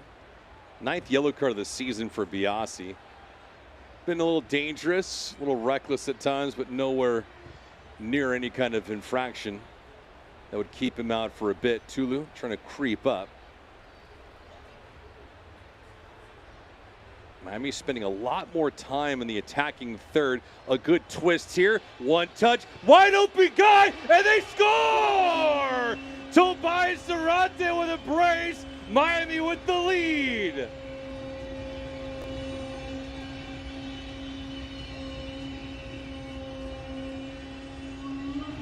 He had not scored all year. He has 2 goals in a matter of 9 minutes. Miami alive and well, leading 2-1. Well, and it's good pressure initially from Vasquez. Finds the feet of Bonfilio. He lays one off, and Tobias Zarate makes absolutely no mistake. Collects his brace, finds the second for Miami, and puts the hosts up 2-1 here with half hour to play. It's a nasty flip from Bonfilio, who gave it to Mercado. Unselfish ball from 2 players for Miami who could have gone for a goal. And Zarate pockets 2 here in the second half. And Miami feeling a lot better about themselves. What a difference a half can make. Well, and we said to start this second half, what are some of the changes that we wanted to see from Miami? One of them, though, was to try to press higher on the field. See if you can put Pittsburgh under some pressure, which they did not do in the opening 45. There you see it, a high line of confrontation, a good takeaway from Vasquez, a lot of composure from Francisco Bonfilio in the box, and a world-class finish from Zarate, and suddenly there's life in Miami. Something we haven't seen in forever. Players for Miami FC smiling and hugging and giving each other high fives on the pitch. It has been forever and a day for Miami to look and play this good. They have a lot of work to do to try to close this thing out. Another bounce going their way. That play was disrupted at the very last second. Otherwise, it would have been 3-1. Ricketts did not go for a goal. Vactor was there to break it up, but a corner kick for Miami. Miami is starting to feel it now. You get the sense that they're knocking on the door for some more. Here, a good run from Danny Griffin. A fortunate bounce there off the foot of a Pittsburgh player, but again, you're starting to see those blue shirts going forward. Chip inside, Ricketts with the header. That goes over the crossbar.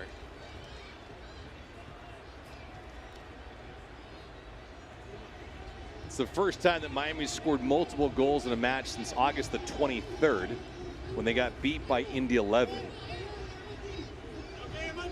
But again, this is the first time they've scored a goal since August the 30th. Zarate doing the damage tonight for Miami FC. His brace has given Miami FC not only an equalizing goal, but the tying goal here in the second half. So in the 56th minute, gets another one back. And Pittsburgh and Bob Lilly a bit shaken up. Well, a little surprising. It's a good point, because for 16 minutes now for the second half, all we've talked about was Miami FC, and for good reason. They've been fantastic, but Pittsburgh has completely lost their way. I mean, the possession that they were enjoying in the first 45 has completely gone.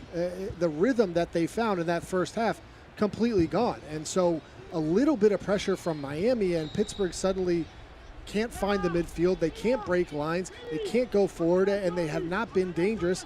And they've been punished with 2 goals given up here early in this second half. As a competitor, Patty, how about this then? Is the example that you're taking a team for granted?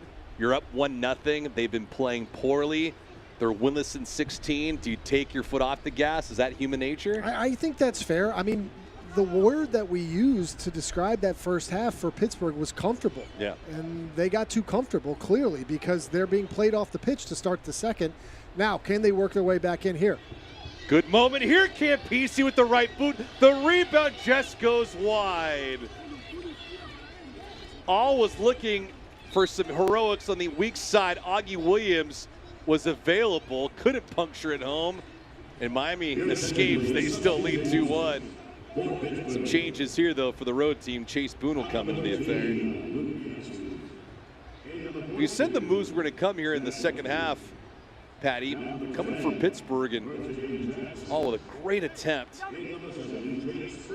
Well, it's good work down that right-hand side from Bertin Jacquesson, just cutting in, finding the slip for all. But again, you hope that these 2 changes for Bob Lilly can inject some life into what has been a lifeless Riverhounds team to start the second half. Shocking as it is, this is kind of the theme of Miami this year.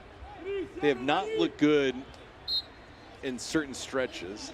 Then they look fantastic, and then they grind things out against the better clubs around USL Championship. They have notable wins this year. They beat Charleston, they beat Loudoun United, they beat San Antonio on the road. They've had some quality wins. They've had some head-scratching losses, some baffling draws.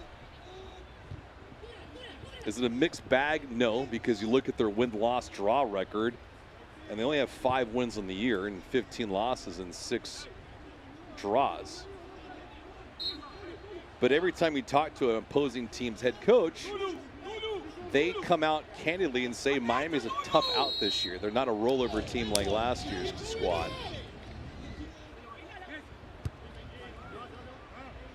And they certainly don't say that for effect or any kind of gamesmanship.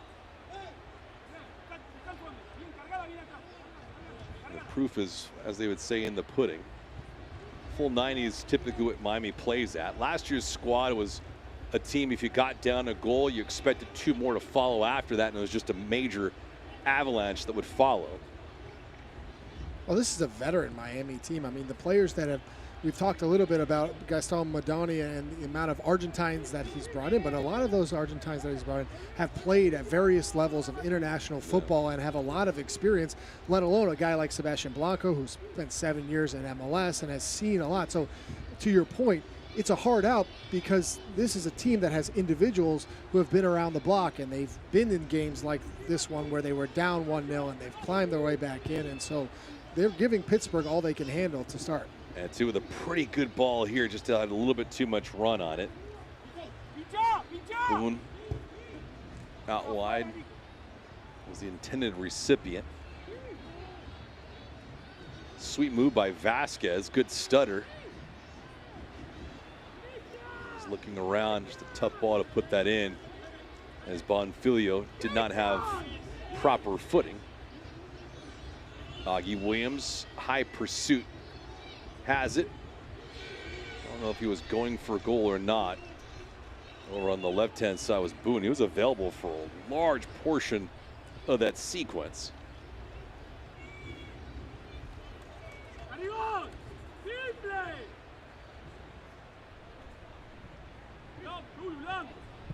Because nothing should surprise us, right, Patty? It's how these games are typically played.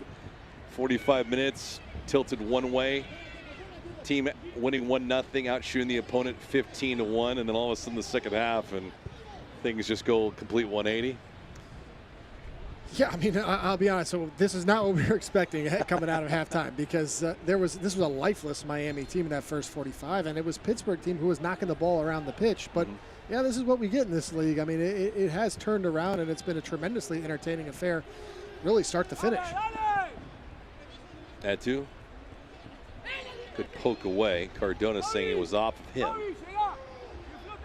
Cardona fortunate there. He was flat-footed.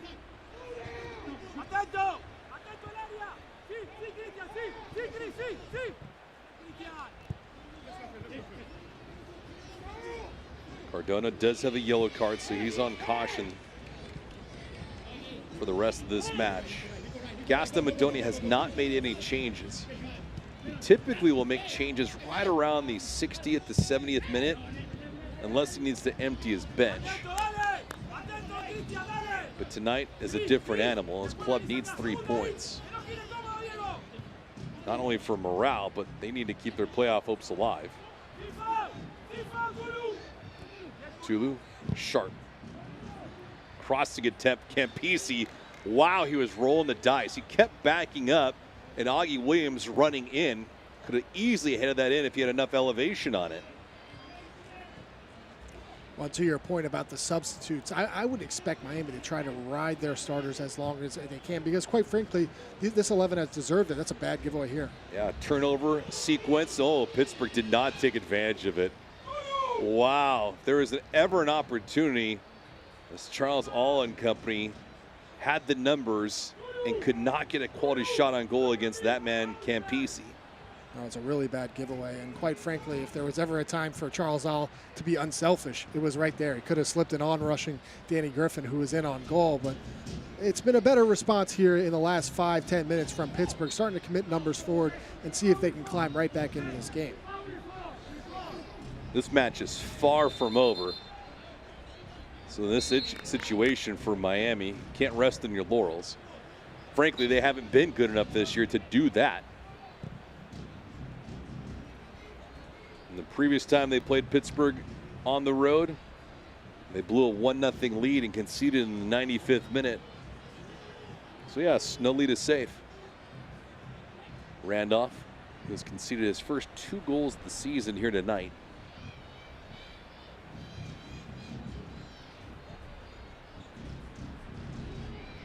Players colliding for Miami. Riverhounds on the prowl. This is an infraction, should be a yellow card. Knutson sees it. Was it, as they would say, a professional foul? No question about that. And it's a really, really good first touch from Charles All, just to work his way around Dalton Knutson. And this is a good professional foul to take, because you get the sense, whoop, Charles All is off to the races and in on goal if he doesn't take a yellow card there.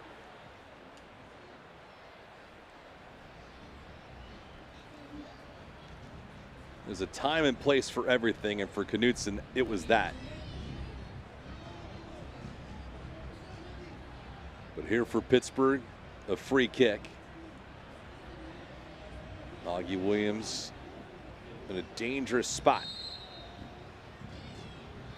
Oh, line drive, floating around, picked up by Miami.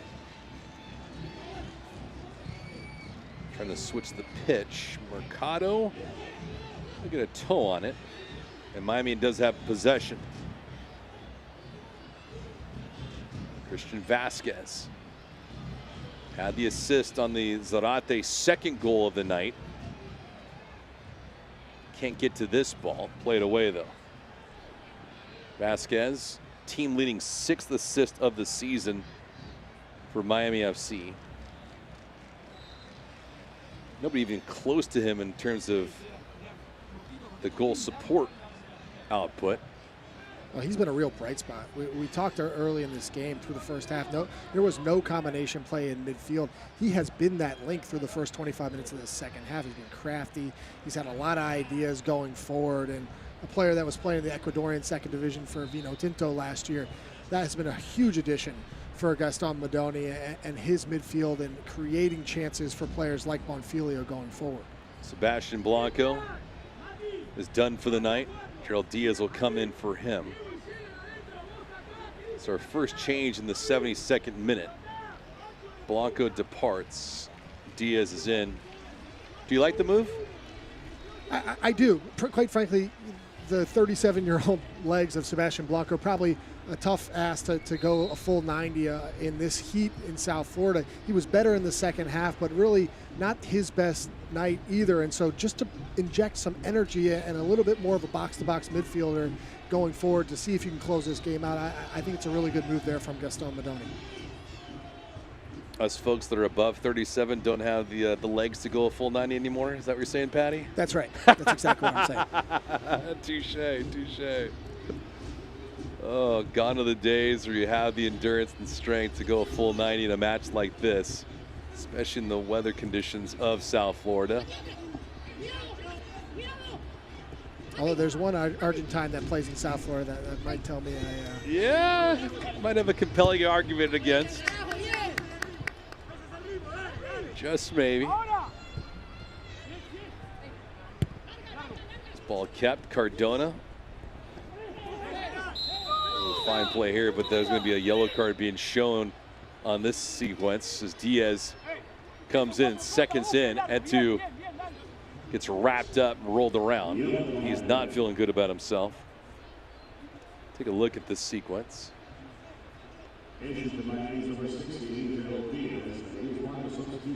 It's just an awkward length of challenge there from Gerald Diaz, going with both feet, and that's a clear yellow card just 30 seconds into his debut tonight.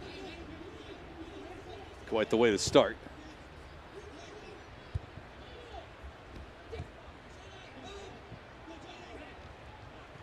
'74th minute. Miami FC starting to see some light at the end of the tunnel. Tobias Zarate scoring 2 goals in the second half. His first 2 goals of the year.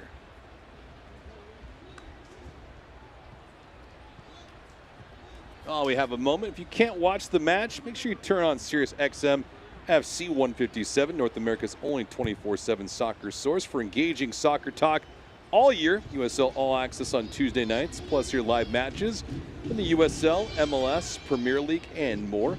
All on Sirius XM FC 157 and the new Sirius XM app.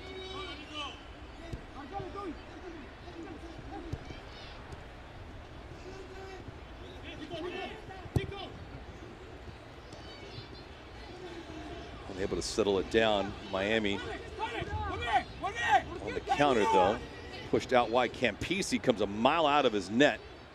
Good heads-up play, though, as Boone would have had plenty of runway to go in against him. Well, it's well done there from Campisi, and quite frankly, that's something that he will have seen on tape. When these two teams played earlier in the year, that's exactly how a 95th minute equalizer came. It was a direct ball over the top, finding an on-rushing Pittsburgh player. So a good heads-up play there from the Argentine goalkeeper. Second half numbers drastically different from the first half. Shots are 17-7 in favor of Pittsburgh, but in the second half, Miami has outshot Pittsburgh 6-2. And of course, they've outscored them 2-0.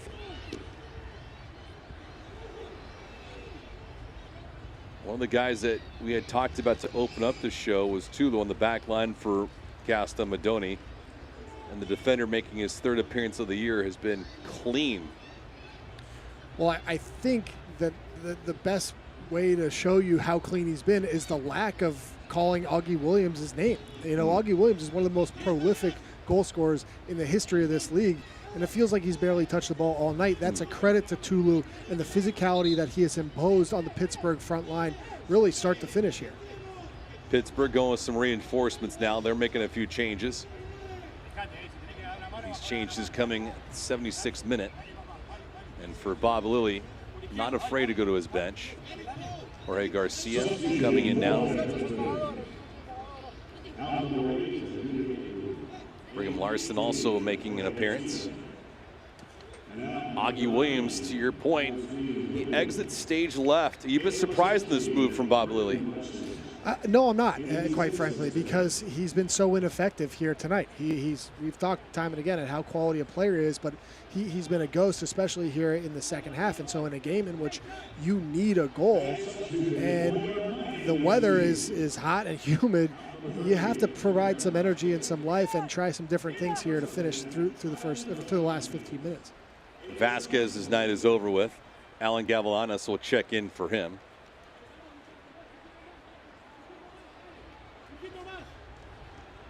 Gavilanes has developed a good rapport with Francisco Bonfilio as this year has gone along. Try to pick up the slack that Vasquez delivered. Garcia comes in for Edu. Should be a foul, and it is. Bonfilio drawing it. Gamers, eFootball is here. Live your dream, rep your team, and play as your favorite USL Championship squad. eFootball is free to play. Download it now. Are you a gamer? I'm not a gamer. No? No. Used to be? But I'll support you if you are. Oh, man, I haven't played a video game in a long time. Have not played a video game in a long time. Campisi not playing well. He's going to ask for some help. You'll support me if I do. Yeah, well, you're my partner, so I got to support you. Moral support or like financially, so you help me buy a console? I think it's going to be moral to start. All right. I was going to say, those consoles these days are like $600, man. Yeah, don't push it. Christmas is around the corner. 78th minute. Mercado tying his kicks. Campisi with the medical staff. While we have a moment, we could take a look at the schedule for Miami. You knew it wasn't pretty going in. The mountain was tall to climb. But this is what's on tap. All on the roads. This is the final home match of the regular season for Miami FC. But, pretty daunting. At Lou City, Birmingham, and then Sacramento. So you make a cross-country trip. It'll take you 6 hours on a flight and then an hour to get to your hotel room. That's not going to be pleasant for Miami. No, it's not at all. Although there's something to build on here going to a Lou City team that has been just a freight train throughout this whole year. And who knows? Stranger things have happened, and certainly this is a quality performance to build on here for Madoni. On the other side for Pittsburgh, Riverhounds and Bob Lilly, they'll close out the year against Indy 11 next week, and then they go to California. They'll be at Monterey Bay, home against Phoenix Rising.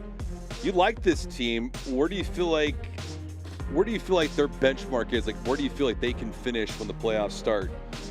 Well, certainly I think the goal has got to be a top 4 spot and home field advantage. You're going to go to Indy 11 trailing Lou City right now 1-0, and then Monterey Bay also trailing Tampa Bay 1-0. There are points to be had, and for Bob Lilly, the goal has got to be play a game at Highmark Stadium and make a team come in and beat you at home first round. Things will change in USL Championship as the years move along with relegation. This will be a different kind of beast in a couple years with USL Championship squads in League One. Something new and unique to North American sports. Are you a fan of relegation? Absolutely. Yeah. I think it just provides a sort of competitiveness that we see globally that's a benefit, and it provides those teams that are in lower leagues especially something to strive for, and it also provides the top flight a way to sort of benchmark yourself across the league. So I think it'll be tremendous for the sport and the sport in the United States domestically especially. Let's drive going upstairs and away against Campisi. I think the other piece to all that's the accountability.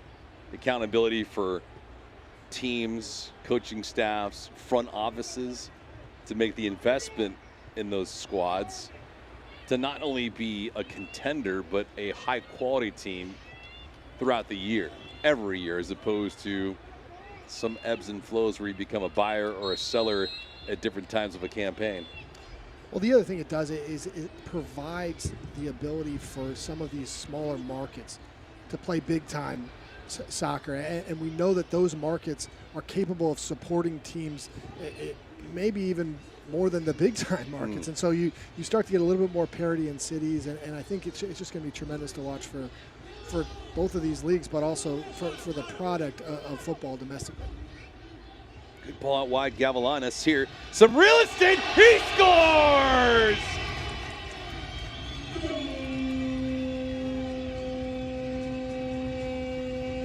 A smile from ear to ear, his first goal of the season. Miami's opened up the floodgates late in this ball game. It's 3-1. Well, this is a really quality ball from Gerald Diaz across to find Alec Gavilanes. He makes no mistake. It's a tremendous first touch to set up a second, which he pummels this ball far post with that left foot. Absolutely nothing Jacob Randolph can do, and that should salt away 3 points for Miami FC. Well, the beautiful thing with Gavilanes is he wasted no time taking that shot. His first goal in over a year. And for Miami, that 16-game winless streak is on the verge of being broken. Gavilanes late here for Miami. And we said it earlier in this match, Patty, it would take something monumental for Miami FC to just get things to go their way after having goals taken off the board against them.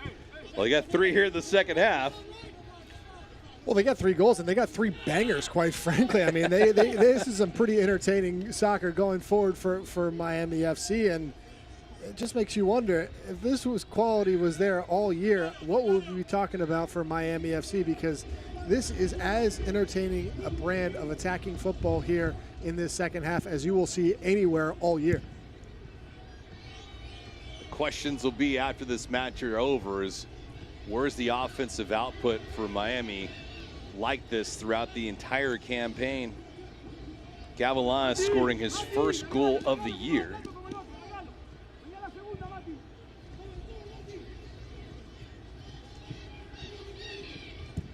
Cardona unable to get to it.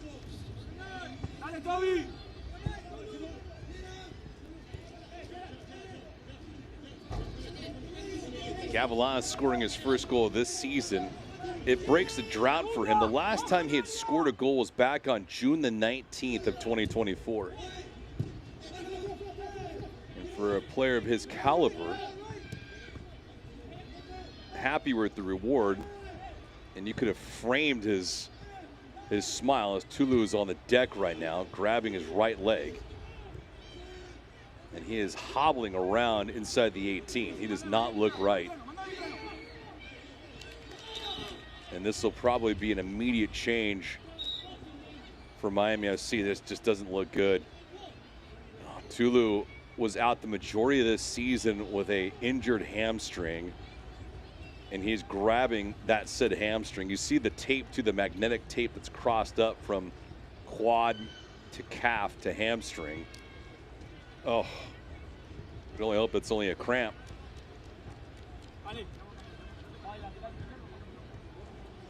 Well, it's tough to watch for a guy like Tulu who's put in such a complete performance as well tonight. You note coming back from a long injury, and he has been really the heart and soul of this Miami back line all night, has been so good in keeping the Pittsburgh attacking unit at bay. So like you said, you hope it's just perhaps a cramp and he can go to finish this season, but it's been a really complete performance from Tulu. Tulu only playing in his 3rd game of the season and now getting work done.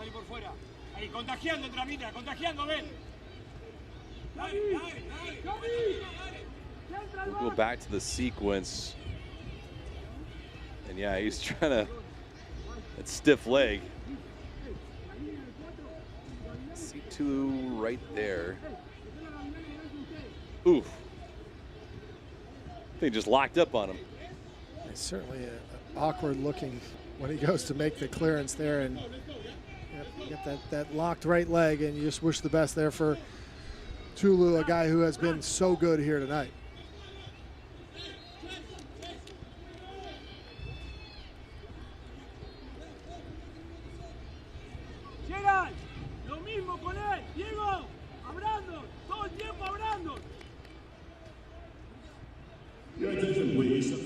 So changes here. Tulu grabbing that right hamstring, limping off. Brandon Bent will check in.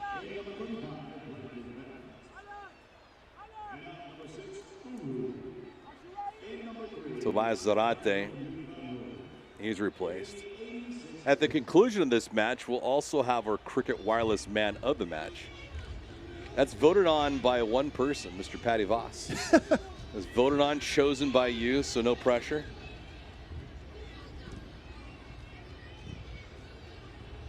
Then we have some candidates, right? We got Tobias Zarate, we have Nicholas Campisi, could be Alan Gavilanes. Any unsung hero? Anybody else? A tease? But I can't tease because then, you know, what would that be good for? Then people know what's coming. That's so, true. You know, you have to hold your breath and wonder here for the last couple of minutes before we see our man of the match. But there are a lot of players who could take it in Miami on the offensive side, which we haven't said a lot throughout the year, and it has to be a good side for Gaston Madoni. All jokes aside, I mean, you have players across that front line who have put in such a tremendous second 45 after what was a real lethargic first 45, and so this has been a really entertaining match from start to finish, and a tale of two halves at that. 3-1 is the score. Shocking as it is, with how this game has unfolded for Miami. To your point, Patty, they were lifeless in the first 45. They had one shot, and it wasn't even on goal in the first half. They were outshot 15-1. And so you see that. It doesn't matter who you're playing. You're destined in the USL Championship to get run out of the park. And then all of a sudden, something happened early in the second half. Tobias Zarate scored. Miami started feeling better about life. Zarate scored again in the 56th minute, and then Gavilanes scored in the 82nd. And that's where we are. Shocking.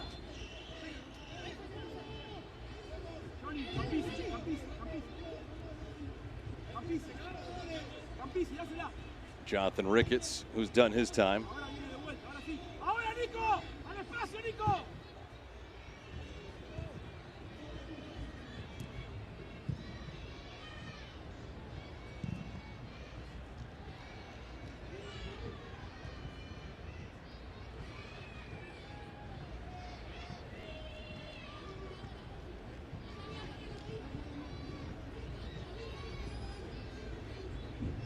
Match was 1-0 at the end of the first half. Charles All scored his 4th goal of the season. Second half, it's been all Miami. Shots in the second half, 7-3 in favor of Miami.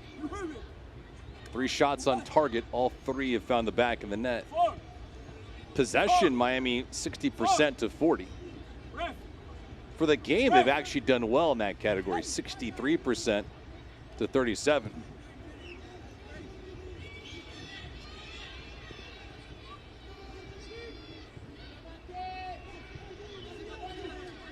'90th minute, we'll keep an eye on our 4th official. Dealer's choice on stoppage time. My guess is 6 minutes.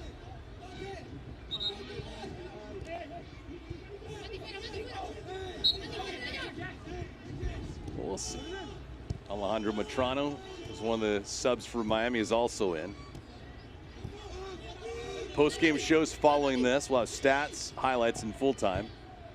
And then if we can, we'll get you some updated Eastern Conference standings. Off the board, it does not cross the end line. It'll be ruled offside. We got lots of things going on. 9 minutes of added time. Everyone's lost in translation. Dalton Knutson is in pain. You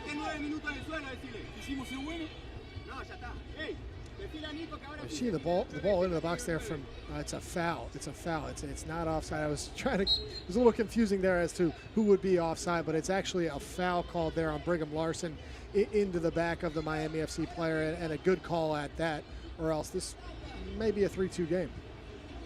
For good measure, Campisi made 2 good stops on the end line. One against Griffin, who took a shot anyway.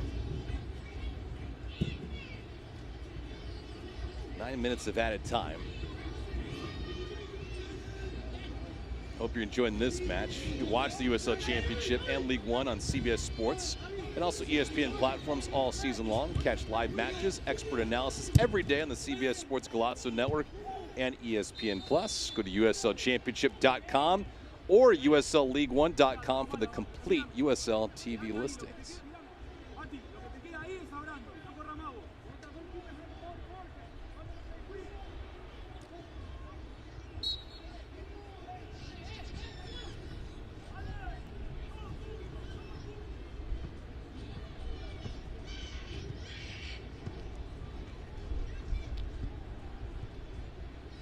Around the yard tonight, Detroit shut out North Carolina. Birmingham beat Loudoun. Lou City thumping away at Indy 11, 2-0. That game's in the second half now. Colorado Springs 1-0 at recess against San Antonio. And Tampa Bay 1-0 over Monterey Bay. Another yellow card here. Drew Klemp has had a busy night at the office, but not without good reason. Mopped it up. Boone couldn't tackle it. Boone came in as a sub. Here he is now. Chase Boone. Cardona able to get in front of it. Wide open cage. Gavilanes on a dead run. Gavilanes has an angle. Gavilanes takes the shot. Goes upstairs and can't hit target. Staring at a brace. Too much leg power, though. Well, it's wide open space for Alan Gavilanes running at that Pittsburgh back line, trying to put his brace on this game with that left foot. Didn't miss by much, but a good chance to get that second goal for Alan Gavilanes. Just goes a bit high.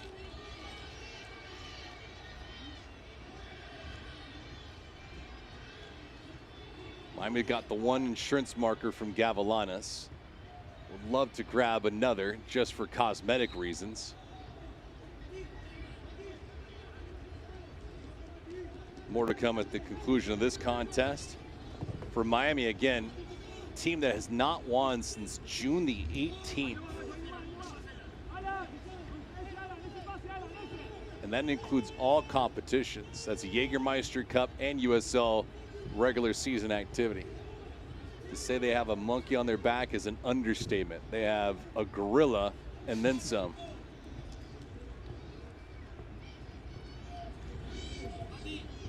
It's tough. Patty, I mean, being across this sport and being familiar with it for such a long time in your life, the confidence is a dangerous thing, right? The ups and the downs. Well, it certainly ebbs and it flows, and in a league that has as much parity and competition as this one, you can go these long stretches and not find a result and feel hard done. And you're seeing a little bit tonight what Miami is capable of. To sort of think that they haven't won in 3+ months is a bit absurd. But again, it just goes to show how deep this league really is. Mm-hmm.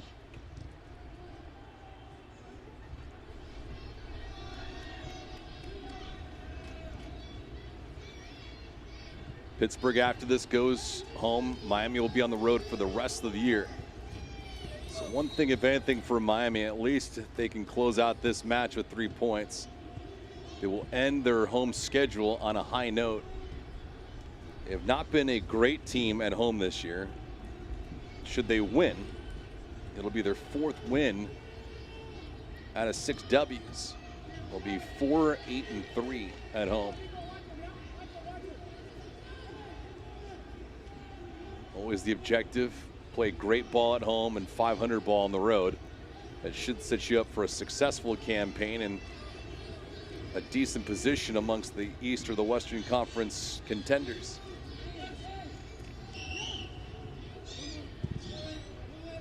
For Pittsburgh, what do you think went wrong here in the second half? Well, it's a good question because the success they had in the first half, they were so dominant and so comfortable. And I think when they came out in the second half, we saw a higher line from Miami. So you see a good ball into the box there. But Pittsburgh was too lax on the ball across the back line in the second half. They weren't able to advance. And quite frankly, they could have been a bit more direct in trying to relieve some of that pressure that Miami came with. The Pittsburgh midfield trio was so good in the first half. They were completely non-existent in the second. And so back to the drawing board a bit for Bob Lilly, but you got to think this Pittsburgh team is at its best when they're able to play through lines, find the midfield, and go forward. They just didn't do that here in the second half. Here's Boone running at a time against Cardona. trying to maneuver. This will be a corner kick, though, for Pittsburgh. We'll hurry it up.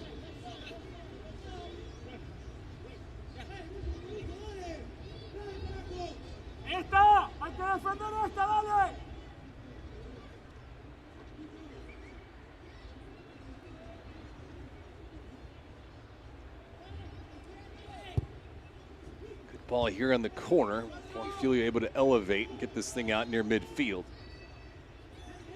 Randolph, he's been touched up a few times this evening. All the way out, and this is just a dead giveaway. Goes right back to Miami.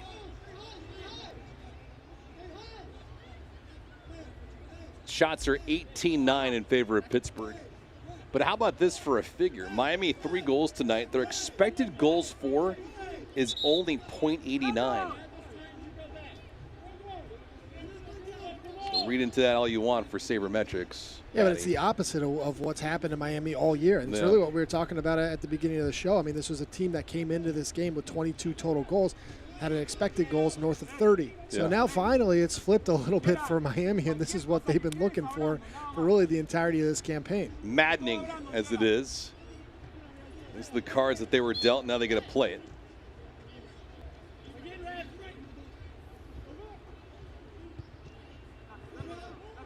Back to Cardona.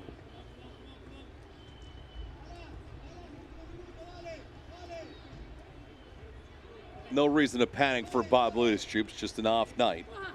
Or an off second half anyway. They had won 3 of their last 4 matches, including back-to-back affairs.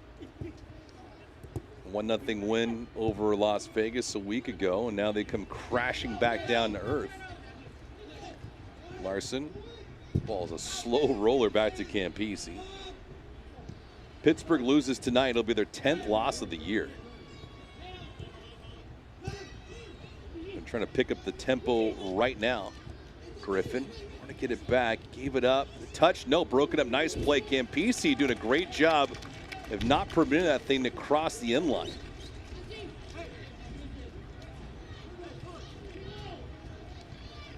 Well, Campisi week in and week out, giving his team a chance. Came into this match without a win for Miami. It was 0-5 with the goals against at $1.50.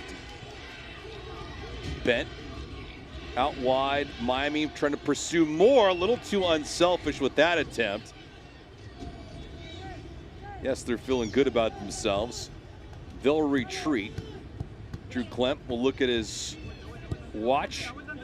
He blows this thing dead, and a 16-game winless streak comes to a crashing halt for Miami FC. They scored their first goal in 5 matches, and they finally get a W. It's been since June the 18th against Charleston. They get a W, and they keep their faint playoff hopes alive, winning it 3-1. Well, they scored that first goal, and then the floodgates opened. They scored 2 more tremendous ones after that. This was a really good second 45 from Miami FC, showing exactly what they are capable of and perhaps what they've been hoping for all year. It's going to be a long road and an uphill battle to get into the playoffs, but as you note, they have kept it alive. They have some positivity to build on, and stranger things have happened. Tobias Zarate, you look at him, our Cricket Wireless man of the match. Who is it?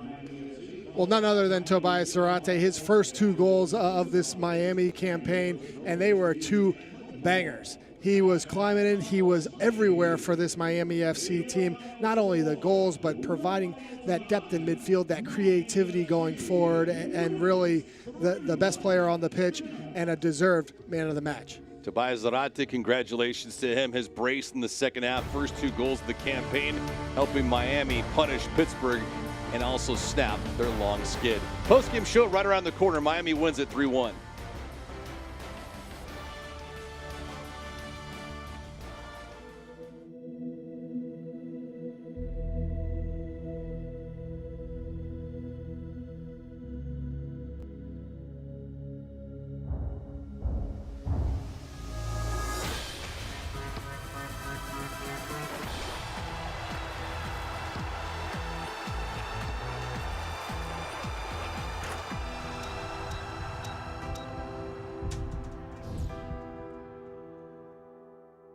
Doral Kia is loaded with over 500 new Kia models in stock now. Test drive a new 25 Kia Sportage today. Doral Kia. Drive for less. Drive Doral.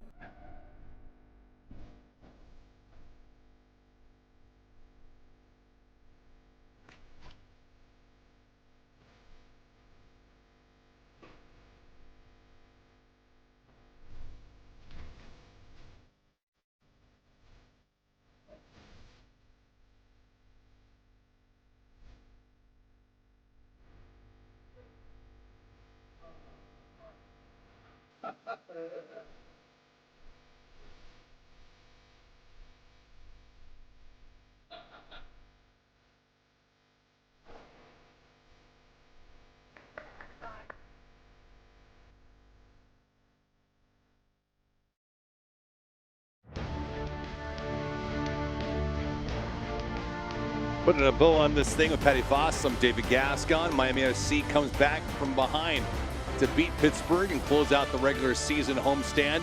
3-1's the final score. Tobias Zarate, the first goal of the match and the game-winning goal. Take a look now, Patty, at the full-time highlights in this thing. There was a lot of different ends. Well, if ever there was a tale of two halves, this was the game. Pittsburgh went after Miami in the first 45. It started here with a good ball across, finding the feet of Charles All. He made no mistake, put that one away to give the visitors a 1-0 lead. But then one-way traffic the other way for Miami in the second half. A good ball in to find the feet of Tobias Zarate. This was a fantastic left-footed finish to open the scoring for that home side. And from there, they never really looked back. Shocking as it was for Zarate, his first goal of the season came at a perfect time. It was early in the second half. And then the 59th minute, he comes right back with a second goal. Well, Mercado puts one into the box, and then it's a little bit of pressure from Miami that just finds that fortunate bounce. Ultimately, this one pops to the feet of Francisco Bonfilio. He does so well just to pop that one back into the onrushing Zarate, who pummels one in to find that second goal. And really, Miami never looked back. They forced a turnover. They pressured high, exactly what you said. Zarate, the brace, 82nd minute, more misery to Pittsburgh's fate. Gavalas gets on the board. Well, this one came differently. It was Gerald Diaz who puts a long ball into the feet of Alan Gavalanes, and he has one thing on his mind. Takes that first touch with the left foot, sets himself up beautifully, and then hits one far post, giving Jacob Randolph no chance and finding that 2-goal lead. It would ultimately be enough for the home side. Gavalanes and Zarate scoring their first goals of the season, and Miami FC, finally a W. Finally something to celebrate. Finally, indeed. As you look at the stats, it's a little bit lopsided in places like shots, but that's because that first half was so lopsided, and it doesn't tell the full story. The full story is probably told by the possession statistics. I mean, Miami was better maybe 60% of this game, but what they were better in ultimately was in front of goal. They were clinical in that second half, and when they found their chances, they took them beautifully and found the 3 points in the end. So Pittsburgh came in here feeling good about themselves. Miami pushed them out, and all of a sudden they have a little bit of life. Now, Eastern Conference standings in real time. You see where we're at right now. Miami still has a ways to go. They need to run the table, and they need Indy and Rhode Island definitely to lose out. Tampa Bay, though, they're hard charging. Well, Miami's going to need a lot of things to happen. What they're going to need first is to beat the best team in the league in Lou City next week. On the flip side, though, Pittsburgh cannot feel comfortable in that 6th spot because we were talking about at halftime perhaps getting into the top 4 and home field advantage. They got to be looking at just making the playoffs first and foremost and then start thinking about home field advantage. So much parity in the Eastern Conference, though. Miami improves their record to 6-15-6 overall, 4-8-3 at home. Pittsburgh falls to 10-10-7, 3-7-4 on the road. Miami now at 24 points. Pittsburgh still with 37. Zarate with a pair of goals tonight. Alan Gavalanes, his first of the year. For our broadcast partner, Patty Voss, I'm David Gascon. Hope you enjoyed this one. Miami FC snaps a 16-game winless streak, and they beat Pittsburgh at home. 3-1 is the final. Have a great night, everyone. So long.